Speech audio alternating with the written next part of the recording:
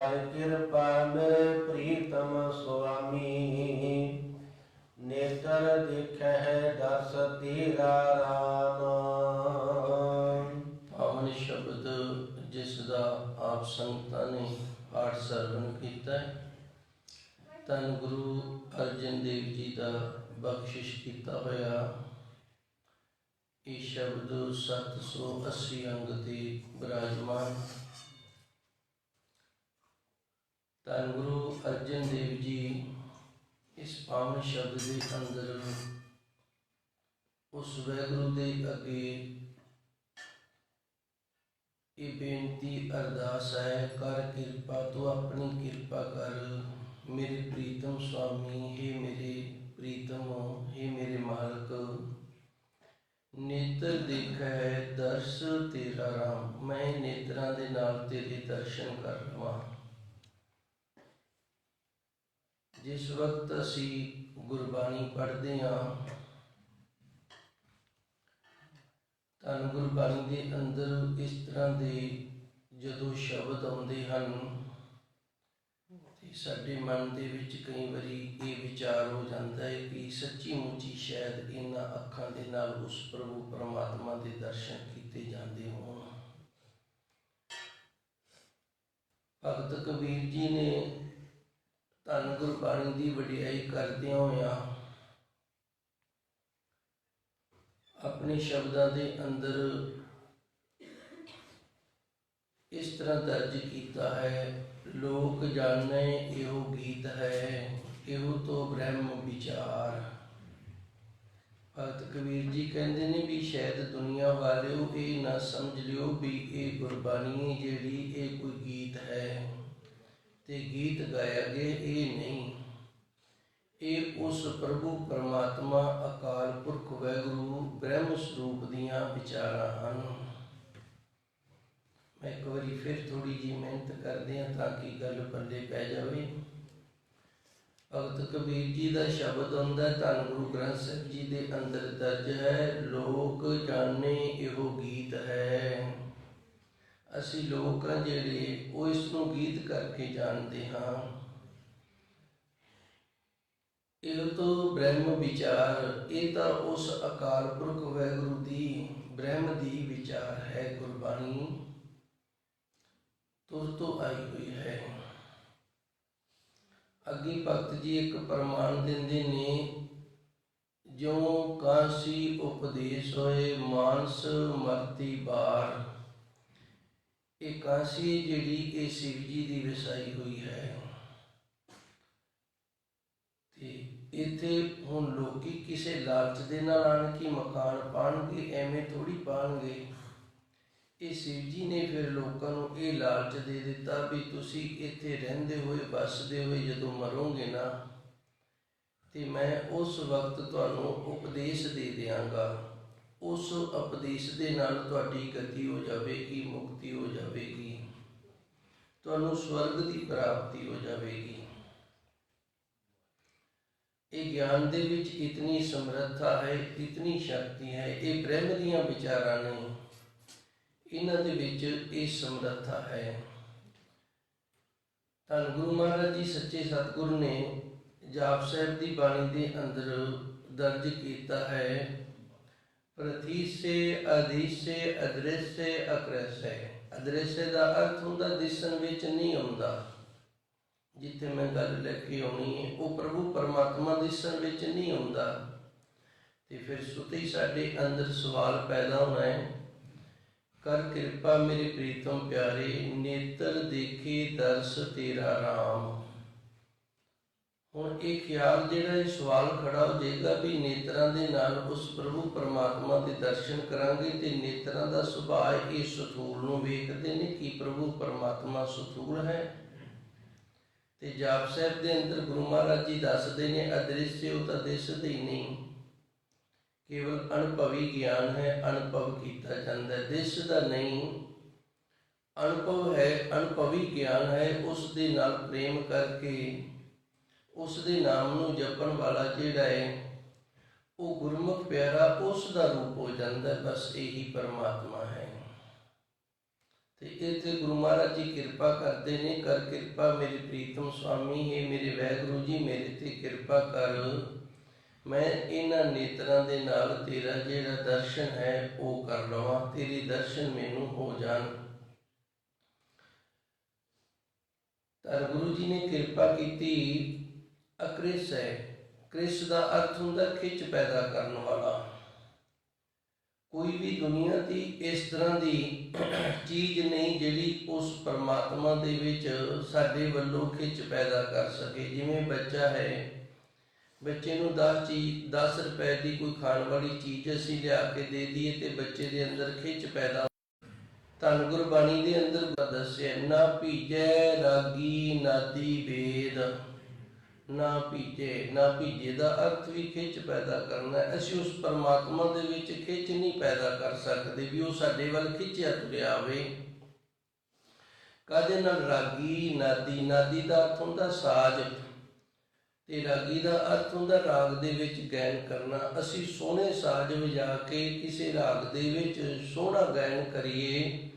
ਵੇਦ ਇਸ ਚੀਜ਼ ਦਾ ਸਾਨੂੰ ਗਿਆਨ ਹੋਵੇ ਤੇ ਫਿਰ ਵੀ ਉਹ ਪਰਮਾਤਮਾ ਨੂੰ ਅਸੀਂ ਆਪਣੇ ਵੱਲ ਖਿੱਚ ਨਹੀਂ ਕਰ ਸਕਦੇ, ਆਕਰਸ਼ਿਤ ਨਹੀਂ ਕਰ ਸਕਦੇ।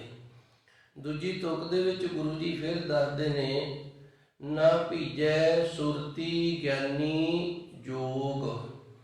ਨਾ ਭੀਜੇ ਸੁਰਤੀ। ਸੁਰਤੀ ਦਾ ਅਰਥ ਸੋਝੀ ਹੈ ਤੇ ਸੁਰਤੀ ਦਾ ਅਰਥ ਹੈ ਜੋਗੀ ਲੋਕ ਜਿਹੜੀ ਸੁਰਤ ਚੜਾ ਲੈਂਦੇ ਨੇ। ਉਹ ਸੁਰਤ ਚੜਾਉਣ ਦੇ ਨਾਲ ਵੀ ਨਹੀਂ ਭੇਜਦਾ। ਅਸੀਂ ਉਹਨੂੰ ਸੁਰਤ ਚੜਾ ਕੇ ਵੀ ਆਪਣੇ ਵੱਲ ਖਿੱਚ ਨਹੀਂ ਕਰ ਸਕਦੇ। ਗਿਆਨੀ, ਨਾ ਹੀ ਅਸੀਂ ਗਿਆਨ ਦੇ ਨਾਲ ਉਸ ਪ੍ਰਭੂ ਪਰਮਾਤਮਾ ਨੂੰ ਆਪਣੇ ਵੱਲ ਆਕਰਸ਼ਿਤ ਕਰ ਸਕਦੇ ਹਾਂ, ਆਪਣੇ ਵੱਲ ਖਿੱਚ ਸਕਦੇ ਹਾਂ। ਯੋਗ, ਇਸ ਤਰ੍ਹਾਂ ਵੀ ਉਸ ਵਾਹਿਗੁਰੂ ਪਰਮਾਤਮਾ ਜਿਹੜਾ ਨਾ ਸੁਰਤੀ ਤੇ ਗਿਆਨ ਦੀ ਯੋਗਤੀ ਦੇ ਨਾਲ, ਯੋਗ ਦੇ ਨਾਲ ਵੀ ਉਹਦੇ ਵਿੱਚ ਖਿੱਚ ਨਹੀਂ ਪੈਦਾ ਕੀਤੀ ਜਾ ਸਕਦੀ। ਨਾ ਭੀਜੇ ਸੋਗੀ ਕੀਤੇ ਰੋਜ਼। ਜੇ ਅਸੀਂ ਸੋਗ ਕਰੀਏ ਤੇ ਫਿਰ ਵੀ ਉਸ ਪ੍ਰਭੂ ਪਰਮਾਤਮਾ ਦੇ ਵਿੱਚ ਅਸੀਂ ਖਿੱਚ ਨਹੀਂ ਪੈਦਾ ਕਰ ਸਕਦੇ, ਉਹਨੂੰ ਆਪਣੇ ਵੱਲ ਆਕਰਸ਼ਿਤ ਨਹੀਂ ਕਰ ਸਕਦੇ। ਨਾ ਭੀਜੇ ਰੂਪੀ ਮਾਲੀ ਰੰਗ। ਤੇ ਫਿਰ ਨਾ ਹੀ ਅਸੀਂ ਕਿਸੇ ਰੂਪ ਦੇ ਨਾਲ ਉਹਨੂੰ ਆਪਣੇ ਵੱਲ ਆਕਰਸ਼ਿਤ ਕਰ ਸਕਦੇ ਹਾਂ ਵੀ ਅਸੀਂ ਆਪਣੇ ਸਰੀਰ ਤੇ ਸੋਹਣੇ ਗਹਿਣੇ ਧਾਰਨ ਕਰ ਲਈਏ, ਸਰੀਰ ਤੇ ਸੋਹਣੇ ਵਸਤਰ ਧਾਰਨ ਕਰ ਲਈਏ, ਸ਼ਾਇਦ ਉਹ ਸਾਡੇ ਵੱਲ ਆਕਰਸ਼ਿਤ ਹੋ ਜਾਵੇ, ਖਿੱਚਿਆ ਜਾ ਜਾਵੇ। ਨਾ ਭੀਜੇ ਤੀਰਥ ਭਵਿਐ ਨੰਗ। ਤੇ ਕਿਸੇ ਤੀਰਥ ਤੇ ਜਾਇਆ ਵੀ ਅਸੀਂ ਉਸ ਪ੍ਰਭੂ ਪਰਮਾਤਮਾ ਦੇ ਵਿੱਚ ਖਿੱਚ ਨਹੀਂ ਪੈਦਾ ਕਰ ਸਕਦੇ, ਉਹ ਸਾਡੇ ਤੇ ਭੇਜਦਾ ਨਹੀਂ। ਭਾਵੇਂ ਅਸੀਂ ਇਸ ਤਰ੍ਹਾਂ ਪਾਉਂਦੇ ਰਹੀਏ, ਇੱਥੋਂ ਤੱਕ ਕਿ ਜੇ ਸਾਰਾ ਕੁਝ ਤਿਆਗ ਵੀ ਕਰ ਦਈਏ ਨਾ, ਫਿਰ ਵੀ ਉਹ ਪ੍ਰਭੂ ਪਰਮਾਤਮਾ ਜਿਹੜਾ ਉਹਦੇ ਵਿੱਚ ਅਸੀਂ ਖਿੱਚ ਨਹੀਂ ਪੈਦਾ ਕਰ ਸਕਦੇ। ਨਾ ਭੀਜੇ ਦਾਤੀ ਕੀਤੇ ਪੁੰਨ। ਜੇ ਅਸੀਂ ਬੜੀਆਂ ਲੋਕਾਂ ਨੂੰ ਦਾਤਾਂ ਦੇਣ ਲੱਗ ਜਾਈਏ, ਦਾਨ ਕਰਨ ਲੱਗ ਜਾਈਏ, ਬੜੇ ਵੱਡੇ ਪੁੰਨ ਕਰਨ ਲੱਗ ਜਾਈਏ ਤੇ ਫਿਰ ਵੀ ਉਹਦੇ ਵਿੱਚ ਖਿੱਚ ਨਹੀਂ ਪੈਦਾ ਕਰ ਸਕਦੇ। ਨਾ ਭੀਜੇ ਬਾਹਰ ਬੈਠਿਆਂ ਸੁਣ। ਕਿਤੇ ਸੁੰਨਸਾਨ ਵਾਲੀ ਥਾਂ ਤੇ ਜਿੱਥੇ ਕੋਈ ਕਿਸੇ ਪ੍ਰਕਾਰ ਦੀ ਆਵਾਜ਼ ਨਾ ਹੋਵੇ, ਰੌਲਾ ਰੱਪਾ ਨਾ ਹੋਵੇ, ਇਕੱਲੇ ਹੋਈਏ, ਇਸ ਤਰ੍ਹਾਂ ਦੀ ਥਾਂ ਤੇ ਜਾ ਕੇ ਬੈਠਿਆਂ ਵੀ ਉਹ ਪ੍ਰਭੂ ਪਰਮਾਤਮਾ ਦੇ ਵਿੱਚ ਅਸੀਂ ਖਿੱਚ ਨਹੀਂ ਪੈਦਾ ਕਰ ਸਕਦੇ। ਨਾ ਭੀਜੇ ਭੇਡ ਮਰੇ ਭੇਡ ਸੂਰ। ਤੇ ਅਸੀਂ ਸੂਰਮਤਾਈ ਦੇ ਨਾਲ ਦੁਸ਼ਮਣ ਦੇ ਨਾਲ ਭਿੜ ਕੇ ਜੇ ਸ਼ਹੀਦ ਵੀ ਹੋ ਜਾਈਏ ਤੇ ਫਿਰ ਵੀ ਉਸ ਪ੍ਰਭੂ ਪਰਮਾਤਮਾ ਦੇ ਵਿੱਚ ਖਿੱਚ ਨਹੀਂ ਪੈਦਾ ਕਰ ਸਕਦੇ। ਨਾ ਭੀਜੇ ਕੇਤੇ ਹੋਵੇ ਧੂੜ। ਜਿਵੇਂ ਬਾਬਾ ਕਬੀਰ ਜੀ ਨੇ ਆਖਿਆ ਸੀ ਨਾ, ਰੋੜਾ ਵਰੋ ਬਾਟਕਾ। ਭਾਵ ਇਹ ਜਿਹੜਾ ਇੱਟ ਰੂਪ ਤੇਰੇ ਅੰਦਰ ਅੰਗ ਭਾਵ ਇਹਨੂੰ ਘਸਾ ਕੇ ਰੋੜਾ ਕਰਨਾ। ਫਿਰ ਭਗਤ ਜੀ ਅੱਗੇ ਦੱਸਦੇ ਸਨ, ਰੋੜੇ ਤੋਂ ਹੁਣ ਤੂੰ ਖੇ ਹੋ ਜਾ। ਹੁਣ ਗੁਰੂ ਮਹਾਰਾਜ ਜੀ ਇੱਥੇ ਦੱਸਦੇ ਨੇ, ਨਾ ਭੀਜੇ ਕੇਤੇ ਹੋਵੇ ਧੂੜ। ਜੇ ਅਸੀਂ ਧੂੜ ਵੀ ਬਣ ਜਾਈਏ ਨਾ, ਫਿਰ ਵੀ ਉਹਨੂੰ ਅਸੀਂ ਆਪਣੇ ਵੱਲ ਆਕਰਸ਼ਿਤ ਨਹੀਂ ਕਰ ਸਕਦੇ, ਖਿੱਚ ਨਹੀਂ ਪੈਦਾ ਕਰ ਸਕਦੇ। ਫਿਰ ਉਹ ਪ੍ਰਾਪਤ ਕਿਵੇਂ ਹੋਵੇ, ਉਹਦੀ ਪ੍ਰਾਪਤੀ ਦਾ ਸਾਧਨ ਕੀ ਹੈ, ਕੀ ਕਰੀਏ ਅਸੀਂ? ਗੁਰੂ ਮਹਾਰਾਜ ਜੀ ਸੱਚੇ ਸਤਿਗੁਰ ਕਿਰਪਾ ਕਰਦੇ ਨੇ, ਲੇਖਾ ਲਿਖੀਏ ਮਨ ਕੇ ਭਾਏ। ਭਾਏ ਦਾ ਅਰਥ ਉਸ ਵਾਹਿਗੁਰੂ ਨੂੰ ਭਾ ਕੇ ਅਸੀਂ ਜਿਹੜਾ ਆਪਣੇ ਅੰਦਰ ਆਪਣਾ ਲੇਖਾ ਤਿਆਰ ਕਰ ਰਹੇ ਹਾਂ ਨਾ, ਉਹ ਇਸ ਤਰ੍ਹਾਂ ਦਾ ਲੇਖਾ ਬਣਾ ਲਈਏ ਕਿ ਉਸ ਵਾਹਿਗੁਰੂ ਨੂੰ ਭਾ ਜਾਵੇ, ਉਸ ਪਰਮਾਤਮਾ ਨੂੰ ਭਾ ਜਾਵੇ ਤੇ ਮੰਨ ਕੇ ਪਾਏ। ਸਾਡੇ ਮਨ ਦੇ ਵਿੱਚ ਭਾਵਨਾ ਜਿਹੜੀ ਹੈ ਉਹ ਆ ਜਾਵੇ, ਉਸ ਪ੍ਰਭੂ ਪਰਮਾਤਮਾ ਨੂੰ ਪ੍ਰਾਪਤ ਕਰਨ ਵਾਲੀ ਜਿਹੜੀ ਭਾਵਨਾ ਹੈ ਉਹ ਸਾਡੇ ਮਨ ਦੇ ਵਿੱਚ ਆ ਜਾਵੇ। ਨਾਨਕ ਭੀਜੇ ਸਾਚੇ ਨਾਏ। ਇਸ ਤਰ੍ਹਾਂ ਜਦੋਂ ਅਸੀਂ ਸੱਚੇ ਸਤਿਗੁਰ ਦੇ ਨਾਮ ਦੇ ਨਾਲ ਜੁੜਦੇ ਹਾਂ ਨਾ, ਫਿਰ ਉਹ ਪ੍ਰਭੂ ਪਰਮਾਤਮਾ ਜਿਹੜਾ ਉਹਦੀ ਪ੍ਰਾਪਤੀ ਹੁੰਦੀ ਹੈ, ਉਹਦੇ ਵਿੱਚ ਸਾਡਾ ਮਨ ਜਿਹੜਾ ਇਹ ਭਿੱਜ ਜਾਂਦਾ, ਉਹ ਪ੍ਰਸੰਨ ਹੋ ਜਾਂਦਾ ਹੈ। ਹੁਣ ਧੰਨ ਗੁਰੂ ਮਹਾਰਾਜ ਜੀ ਸੱਚੇ ਸਤਿਗੁਰ ਇੱਥੇ ਕਿਰਪਾ ਕਰ ਰਹੇ ਨੇ। ਕਰ ਕਿਰਪਾ ਮੇਰੇ ਪ੍ਰੀਤਮ ਸੁਆਮੀ। ਮੈਂ ਜਿੱਥੇ ਗੱਲ ਲੈ ਕੇ ਆਉਣੀ ਸੀ, ਹੇ ਮੇਰੇ ਪ੍ਰੀਤਮ, ਹੇ ਮੇਰੇ ਮਾਲਕ, ਹੇ ਸੱਚੇ ਸਤਿਗੁਰ ਜੀ, ਕਿਰਪਾ ਕਰ ਸਾਡੇ ਤੇ ਕਿਰਪਾ ਇਹ ਕਰ ਕਿ ਮੈਂ ਇਹਨਾਂ ਨੇਤਰਾਂ ਦੇ ਨਾਲ ਤੇਰੇ ਦਰਸ਼ਨ ਕਰ ਲਵਾਂ। ਤੇ ਸਾਡੇ ਅੰਦਰ ਖਿਆਲ ਹੈ ਜਿਹੜਾ ਉਹ ਇਹ ਬਣ ਜਾਏਗਾ ਵੀ ਜਦੋਂ ਉਹ ਸਥੂਲ ਹੈ ਨਹੀਂ ਸੂਖਮ ਹੈ, ਤੇ ਫਿਰ ਇਹ ਨੇਤਰ ਜਿਹੜੇ ਨੇ ਇਹ ਕੇਵਲ ਸਥੂਲ ਨੂੰ ਵੇਖ ਸਕਦੇ ਨੇ। ਉਹ ਨਿਰੰਕਾਰ ਹੈ, ਉਸ ਦਾ ਆਕਾਰ ਕੋਈ ਨਹੀਂ। ਇਹ ਨੇਤਰ ਨੇ ਜਿਹੜੇ ਇਹ ਆਕਾਰ ਨੂੰ ਵੇਖ ਸਕਦੇ ਨੇ। ਤੇ ਫਿਰ ਇੱਥੇ ਗੁਰੂ ਮਹਾਰਾਜ ਜੀ ਨੇ ਇਹਨਾਂ ਨੇਤਰਾਂ ਦੇ ਨਾਲ ਉਸ ਪ੍ਰਭੂ ਪਰਮਾਤਮਾ ਦੇ ਦਰਸ਼ਨਾਂ ਦੀ ਗੱਲ ਕਿਉਂ ਕੀਤੀ ਹੈ। ਸੋ ਧੰਨ ਗੁਰੂ ਮਹਾਰਾਜ ਜੀ ਸੱਚੇ ਸਤਿਗੁਰ ਦੀ ਪਾਵਨ ਗੁਰਬਾਣੀ, ਜਿਹਦੇ ਵਿੱਚ ਬ੍ਰਹਮ ਦੀਆਂ ਵਿਚਾਰਾਂ ਨੇ, ਇਹ ਕਦੇ ਝੂਠ ਜਾਂ ਗਲਤ ਨਹੀਂ ਹੋ ਸਕਦੀ। ਧੰਨ ਗੁਰੂ ਮਹਾਰਾਜ ਜੀ ਦੀ ਪਾਵਨ ਪਵਿੱਤਰ ਬਾਣੀ ਹੈ, ਧੁਰ ਕੀ ਬਾਣੀ ਹੈ, ਬ੍ਰਹਮ ਵਿਚਾਰਾਂ ਵਾਲੀ ਬਾਣੀ ਹੈ, ਤੇ ਇਹ ਕਦੇ ਗਲਤ ਜਾਂ ਝੂਠ ਨਹੀਂ ਹੋ ਸਕਦੀ। ਸੋ ਕਹਿਣ ਤੋਂ ਭਾਵ ਗੁਰੂ ਮਹਾਰਾਜ ਜੀ ਸੱਚੇ ਸਤਿਗੁਰ ਇੱਥੇ ਜੋ ਸਾਡਾ ਹਿਰਦਾ ਹੈ, ਹਿਰਦੇ ਰੂਪੀ ਨੇਤਰ ਨੇ, ਉਹਨਾਂ ਦੀ ਗੱਲ ਕਰ ਰਹੇ ਨੇ। ਕਰ ਕਿਰਪਾ ਮੇਰੇ ਪ੍ਰੀਤਮ ਸੁਆਮੀ, ਹੇ ਮੇਰੇ ਪ੍ਰੀਤਮਾ, ਹੇ ਮੇਰੇ ਮਾਲਕਾ, ਹੇ ਸੱਚੇ ਸਤਿਗੁਰ ਜੀ, ਮੇਰੇ ਤੇ ਕਿਰਪਾ ਕਰ। ਨੇਤਰ ਦੇਖੈ ਦਰਸ ਤੇਰਾ ਰਾਮ। ਮੈਂ ਹਿਰਦੇ ਰੂਪੀ ਨੇਤਰਾਂ ਦੇ ਨਾਲ ਤੇਰੇ ਦਰਸ਼ਨ ਕਰ ਲਵਾਂ। ਮੈਂ ਅਨੁਭਵੀ ਅੱਖ ਦੇ ਨਾਲ ਤੇਰੇ ਦਰਸ਼ਨ ਨੇ ਨਾ ਜਿਹੜੇ ਉਹ ਕਰ ਲਵਾਂ। ਤੇ ਦੂਸਰਾ, ਜਿਹੜਾ ਮਨੁੱਖ ਬਿਲਕੁਲ ਬੇਸਮਝੇ ਬੇਅੰਜਾਨ ਨੇ, ਜਿਸ ਨੂੰ ਇਸ ਗੱਲ ਦੀ ਸਮਝ ਨਹੀਂ ਹੈਗੀ ਵੀ ਹਿਰਦੇ ਰੂਪੀ ਨੇਤਰਾਂ ਦੇ ਨਾਲ ਜਾਂ ਅੰਦਰੋਂ ਅਨੁਭਵ ਦੇ ਨਾਲ ਉਸ ਪ੍ਰਭੂ ਪਰਮਾਤਮਾ ਦੇ ਦਰਸ਼ਨ ਕਿਵੇਂ ਹੋਣਗੇ, ਉਹਨੂੰ ਫਿਰ ਸਥੂਲ ਰੂਪ ਦੇ ਵਿੱਚ ਗਿਆਨ ਦੇਣਾ ਪਏਗਾ। ਤੁਸੀਂ ਇਸ ਤਰ੍ਹਾਂ ਮੰਨ ਲਓ ਜਿਵੇਂ ਬੱਚਾ ਪਹਿਲੀ ਜਮਾਤ ਦਾ, ਪਹਿਲੀ ਕਲਾਸ ਦਾ ਹੈ, ਉਹਦੇ ਅੱਗੇ ਅਸੀਂ 10ਵੀਂ ਦੀ ਕਿਤਾਬ ਰੱਖ ਦੇਵਾਂਗੇ ਤੇ ਉਹਨੂੰ ਗੱਲ ਦੀ ਸਮਝ ਨਹੀਂ ਆਏਗੀ, ਉਹਦੇ ਤੋਂ ਪੜ੍ਹਿਆ ਨਹੀਂ ਜਾਏਗਾ ਕੁਝ ਵੀ। ਜੇ ਅਸੀਂ ਪੜ੍ਹਾਉਣ ਦਾ ਯਤਨ ਵੀ ਕਰਾਂਗੇ, ਸਮਝਾਉਣ ਦਾ ਵੀ ਯਤਨ ਕਰਾਂਗੇ, ਤੇ ਉਹਦੀ ਸਮਝ ਵਿੱਚ ਨਹੀਂ ਆਏਗਾ, ਕਿਉਂਕਿ ਉਹਨੇ 2 ਤੇ 2 ਜਿਹੜੇ ਨੇ 4, ਉਹਨਾਂ ਦਾ ਵੀ ਜਿਹੜਾ ਜੋੜ ਕਰਨਾ ਹੈ। 2 ਦੀਆਂ 2 ਲੈਣਾ ਮਾਰ ਲੈਣੀਆਂ ਨੇ, ਫਿਰ ਦੂਜੇ 2 ਦੀਆਂ 2 ਲੈਣਾ ਮਾਰ ਲੈਣੀਆਂ, ਫਿਰ ਸਾਰਿਆਂ ਨੂੰ ਗਿਣ ਲੈਣਾ ਵੀ 4 ਹੋ ਗਈਆਂ। ਉਹਦੀ ਕੰਪੈਸਿਟੀ ਜਿਹੜੀ ਉਹ ਇਸ ਤਰ੍ਹਾਂ ਦੀ ਹੈ। ਹੁਣ ਧੰਨ ਗੁਰਬਾਣੀ ਜਿਹੜੀ ਇਹ ਸਾਂਝੀ ਵਾਲਤਾ ਹੈ, ਸਾਰਿਆਂ ਨੂੰ ਗਿਆਨ ਦਿੰਦੀ, ਸਾਰਿਆਂ ਨੂੰ ਉਪਦੇਸ਼ ਦਿੰਦੀ ਹੈ। ਸੋ ਸੱਚੇ ਸਤਿਗੁਰ ਨੇ ਤੇ ਕਿਰਪਾ ਕੀਤੀ ਹੈ, ਪਹਿਲੀ ਜਮਾਤ ਤੋਂ ਲੈ ਕੇ ਹਾਈ ਲੈਵਲ ਦੀ ਕਲਾਸ ਤੱਕ ਸਾਰਿਆਂ ਨੂੰ ਸਾਂਝੇ ਤੌਰ ਤੇ ਉਪਦੇਸ਼ ਬਖਸ਼ਿਸ਼ ਕੀਤਾ ਹੈ। ਭਾਈ ਜਿਨ੍ਹਾਂ ਨੂੰ ਅਨੁਭਵੀ ਗਿਆਨ ਦੀ ਤੀਜਾ ਨੇਤਰ ਕਿਵੇਂ ਖੁੱਲ੍ਹਦਾ ਇਸ ਗੱਲ ਦੀ ਸੋਝੀ ਨਹੀਂ ਹੈਗੀ, ਉਹਨਾਂ ਵਾਸਤੇ ਆਪਾਂ ਇਹ ਸਮਝ ਲਈਏ ਵੀ ਇਹਨਾਂ ਨੇਤਰਾਂ ਦੇ ਨਾਲ ਸੰਗਤ ਰੂਪ ਪ੍ਰਭੂ ਪਰਮਾਤਮਾ ਦੇ ਦਰਸ਼ਨ ਹੁੰਦੇ ਰਹਿਣ। ਤੇ ਜਿਹੜੇ ਅਨੁਭਵੀ ਗਿਆਨ ਦੀ ਕੰਪੈਸਿਟੀ ਸਮਰੱਥਾ ਰੱਖਦੇ ਨੇ, ਜਿਨ੍ਹਾਂ ਨੂੰ ਪਤਾ ਹੈ ਵੀ ਮਨੁੱਖ ਦੇ ਅੰਦਰ ਇੱਕ ਤੀਜਾ ਨੇਤਰ ਹੈ, ਉਸ ਦੇ ਖੁੱਲ੍ਹਣ ਦੇ ਨਾਲ ਪ੍ਰਭੂ ਪਰਮਾਤਮਾ ਦੇ ਦਰਸ਼ਨ ਹੁੰਦੇ ਨੇ, ਉਹਨਾਂ ਵਾਸਤੇ ਧੰਨ ਗੁਰੂ ਮਹਾਰਾਜ ਜੀ ਸੱਚੇ ਸਤਿਗੁਰ ਧੰਨ ਗੁਰਬਾਣੀ ਦੇ ਅੰਦਰ ਕਿਰਪਾ ਕਰਦੇ ਨੇ। ਕਰ ਕਿਰਪਾ ਮੇਰੇ ਪ੍ਰੀਤਮ ਸੁਆਮੀ, ਹੈ ਮੇਰੇ ਵਾਹਿਗੁਰੂ, ਕਿਰਪਾ ਕਰ ਮੇਰਾ ਤੀਜਾ ਨੇਤਰ ਖੁੱਲ੍ਹ ਜਾਵੇ। ਤੇ ਦਾਸ ਬੇਨਤੀ ਇਹ ਕਰਦਾ ਹੁੰਦਾ ਹੈ, ਇਹ 2 ਨੇਤਰ ਬੰਦ ਹੋਣ ਤੋਂ ਪਹਿਲੋਂ ਨਾ ਤੀਜਾ ਗਿਆਨ ਵਾਲਾ ਨੇਤਰ ਹੈ ਜਿਹੜਾ ਇਹ ਖੁੱਲ੍ਹ ਜਾਣਾ ਚਾਹੀਦਾ ਹੈ। ਜੇ ਨਹੀਂ ਖੁੱਲਿਆ ਤੇ ਫਿਰ ਜਦੋਂ ਇਹ ਨੇਤਰ ਬੰਦ ਹੋ ਗਏ ਫਿਰ ਉਹ ਨਹੀਂ ਖੁੱਲੇਗਾ। ਜੇ ਕਿਸੇ ਸਾਡੇ ਮਨ ਦੇ ਵਿੱਚ ਖਿਆਲ ਹੋਵੇ ਨਾ ਵੀ ਮੈਂ ਜਦੋਂ ਸਰੀਰ ਛੱਡ ਦੇਵਾਂਗਾ ਸ਼ਾਇਦ ਉਦੋਂ ਮੈਨੂੰ ਗਤੀ ਪ੍ਰਾਪਤ ਹੋ ਜੇ, ਗੁਰਬਾਣੀ ਇਸ ਗੱਲ ਦੀ ਹਾਮੀ ਨਹੀਂ ਦਿੰਦੀ। ਗੁਰਬਾਣੀ ਇਸ ਗੱਲ ਨੂੰ ਪ੍ਰਵਾਨ ਨਹੀਂ ਕਰਦੀ, ਕਿਉਂਕਿ ਗੁਰਬਾਣੀ ਦੇ ਅੰਦਰ ਭਗਤ ਜੀ ਨੇ ਦਰਜ ਕੀਤਾ ਹੈ, ਮੋਏ ਹੋਏ ਜੋ ਮੁਕਤ ਦੇਲਾ, ਜਦੋਂ ਮਰੇ ਨੂੰ ਮੁਕਤ ਮਿਲੇਗੀ ਤੇ ਕਿਹੜਾ ਕਿਸੇ ਨੂੰ ਪਤਾ ਲੱਗਣਾ। ਐਵੇਂ ਕਹੀ ਦੇਣਾ ਵੀ ਫਲਾਣਾ ਮੁਕਤ ਹੋ ਗਿਆ। ਜਦੋਂ ਕੋਈ ਮਰ ਗਿਆ, ਸਰੀਰ ਛੱਡ ਗਿਆ, ਤੇ ਉਦੋਂ ਕਿਹੜਾ ਕਿਸੇ ਨੂੰ ਪਤਾ ਲੱਗਣਾ ਵੀ ਇਹ ਮੁਕਤ ਹੋ ਗਈ ਹੈ, ਇਹਨੂੰ ਗਤੀ ਹੋ ਗਈ ਹੈ। ਤੇ ਇਹ ਤਾਂ ਜਿਉਂਦੇ ਜੀ ਜੇ ਕੋਈ ਮੁਕਤ ਹੋਵੇ ਤੇ ਫਿਰ ਉਹਦਾ ਪਤਾ ਲੱਗਦਾ ਵੀ ਇਹ ਪ੍ਰਾਣੀ ਮੁਕਤ ਹੈ, ਇਹ ਮੁਕਤ ਹੋ ਗਿਆ ਹੈ। ਸੋ ਧੰਨ ਗੁਰੂ ਮਹਾਰਾਜ ਜੀ ਨੇ ਇੱਥੇ ਕਿਰਪਾ ਕੀਤੀ, ਸਾਨੂੰ ਇਹ ਦੱਸਿਆ ਸਾਡੇ ਅੰਦਰ ਤੀਸਰਾ ਨੇਤਰ, ਜਿਹਨੂੰ ਗਿਆਨ ਦਾ ਨੇਤਰ ਆਖਿਆ ਗਿਆ ਹੈ। ਅਨੁਭਵ ਗਿਆਨ ਦਾ ਨੇਤਰ ਜਦੋਂ ਇਹ ਖੁੱਲ ਜਾਵੇ ਤੇ ਫਿਰ ਉਸ ਪ੍ਰਭੂ ਪਰਮਾਤਮਾ ਦੇ ਦਰਸ਼ਨ ਹੁੰਦੇ ਨੇ। ਉਸ ਨੇਤਰ ਨੂੰ ਖੋਲਣ ਦੇ ਲਈ ਇਹ ਸਾਰੇ ਸ਼ਬਦ ਦੇ ਅੰਦਰ ਗੁਰੂ ਜੀ ਨੇ ਕਿਰਪਾ ਕੀਤੀ, ਸਾਨੂੰ ਗਿਆਨ ਬਖਸ਼ਿਆ।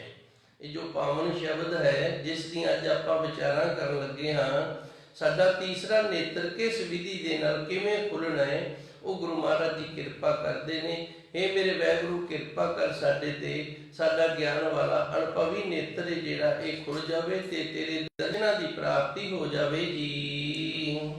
ਲਾਖ ਜੀਵਾ ਦੇਹੋ ਮੇਰੇ ਪਿਆਰੇ, ਮੁਖ ਹਰ ਆਰਾਧੇ ਮੇਰਾ ਰਾਮ।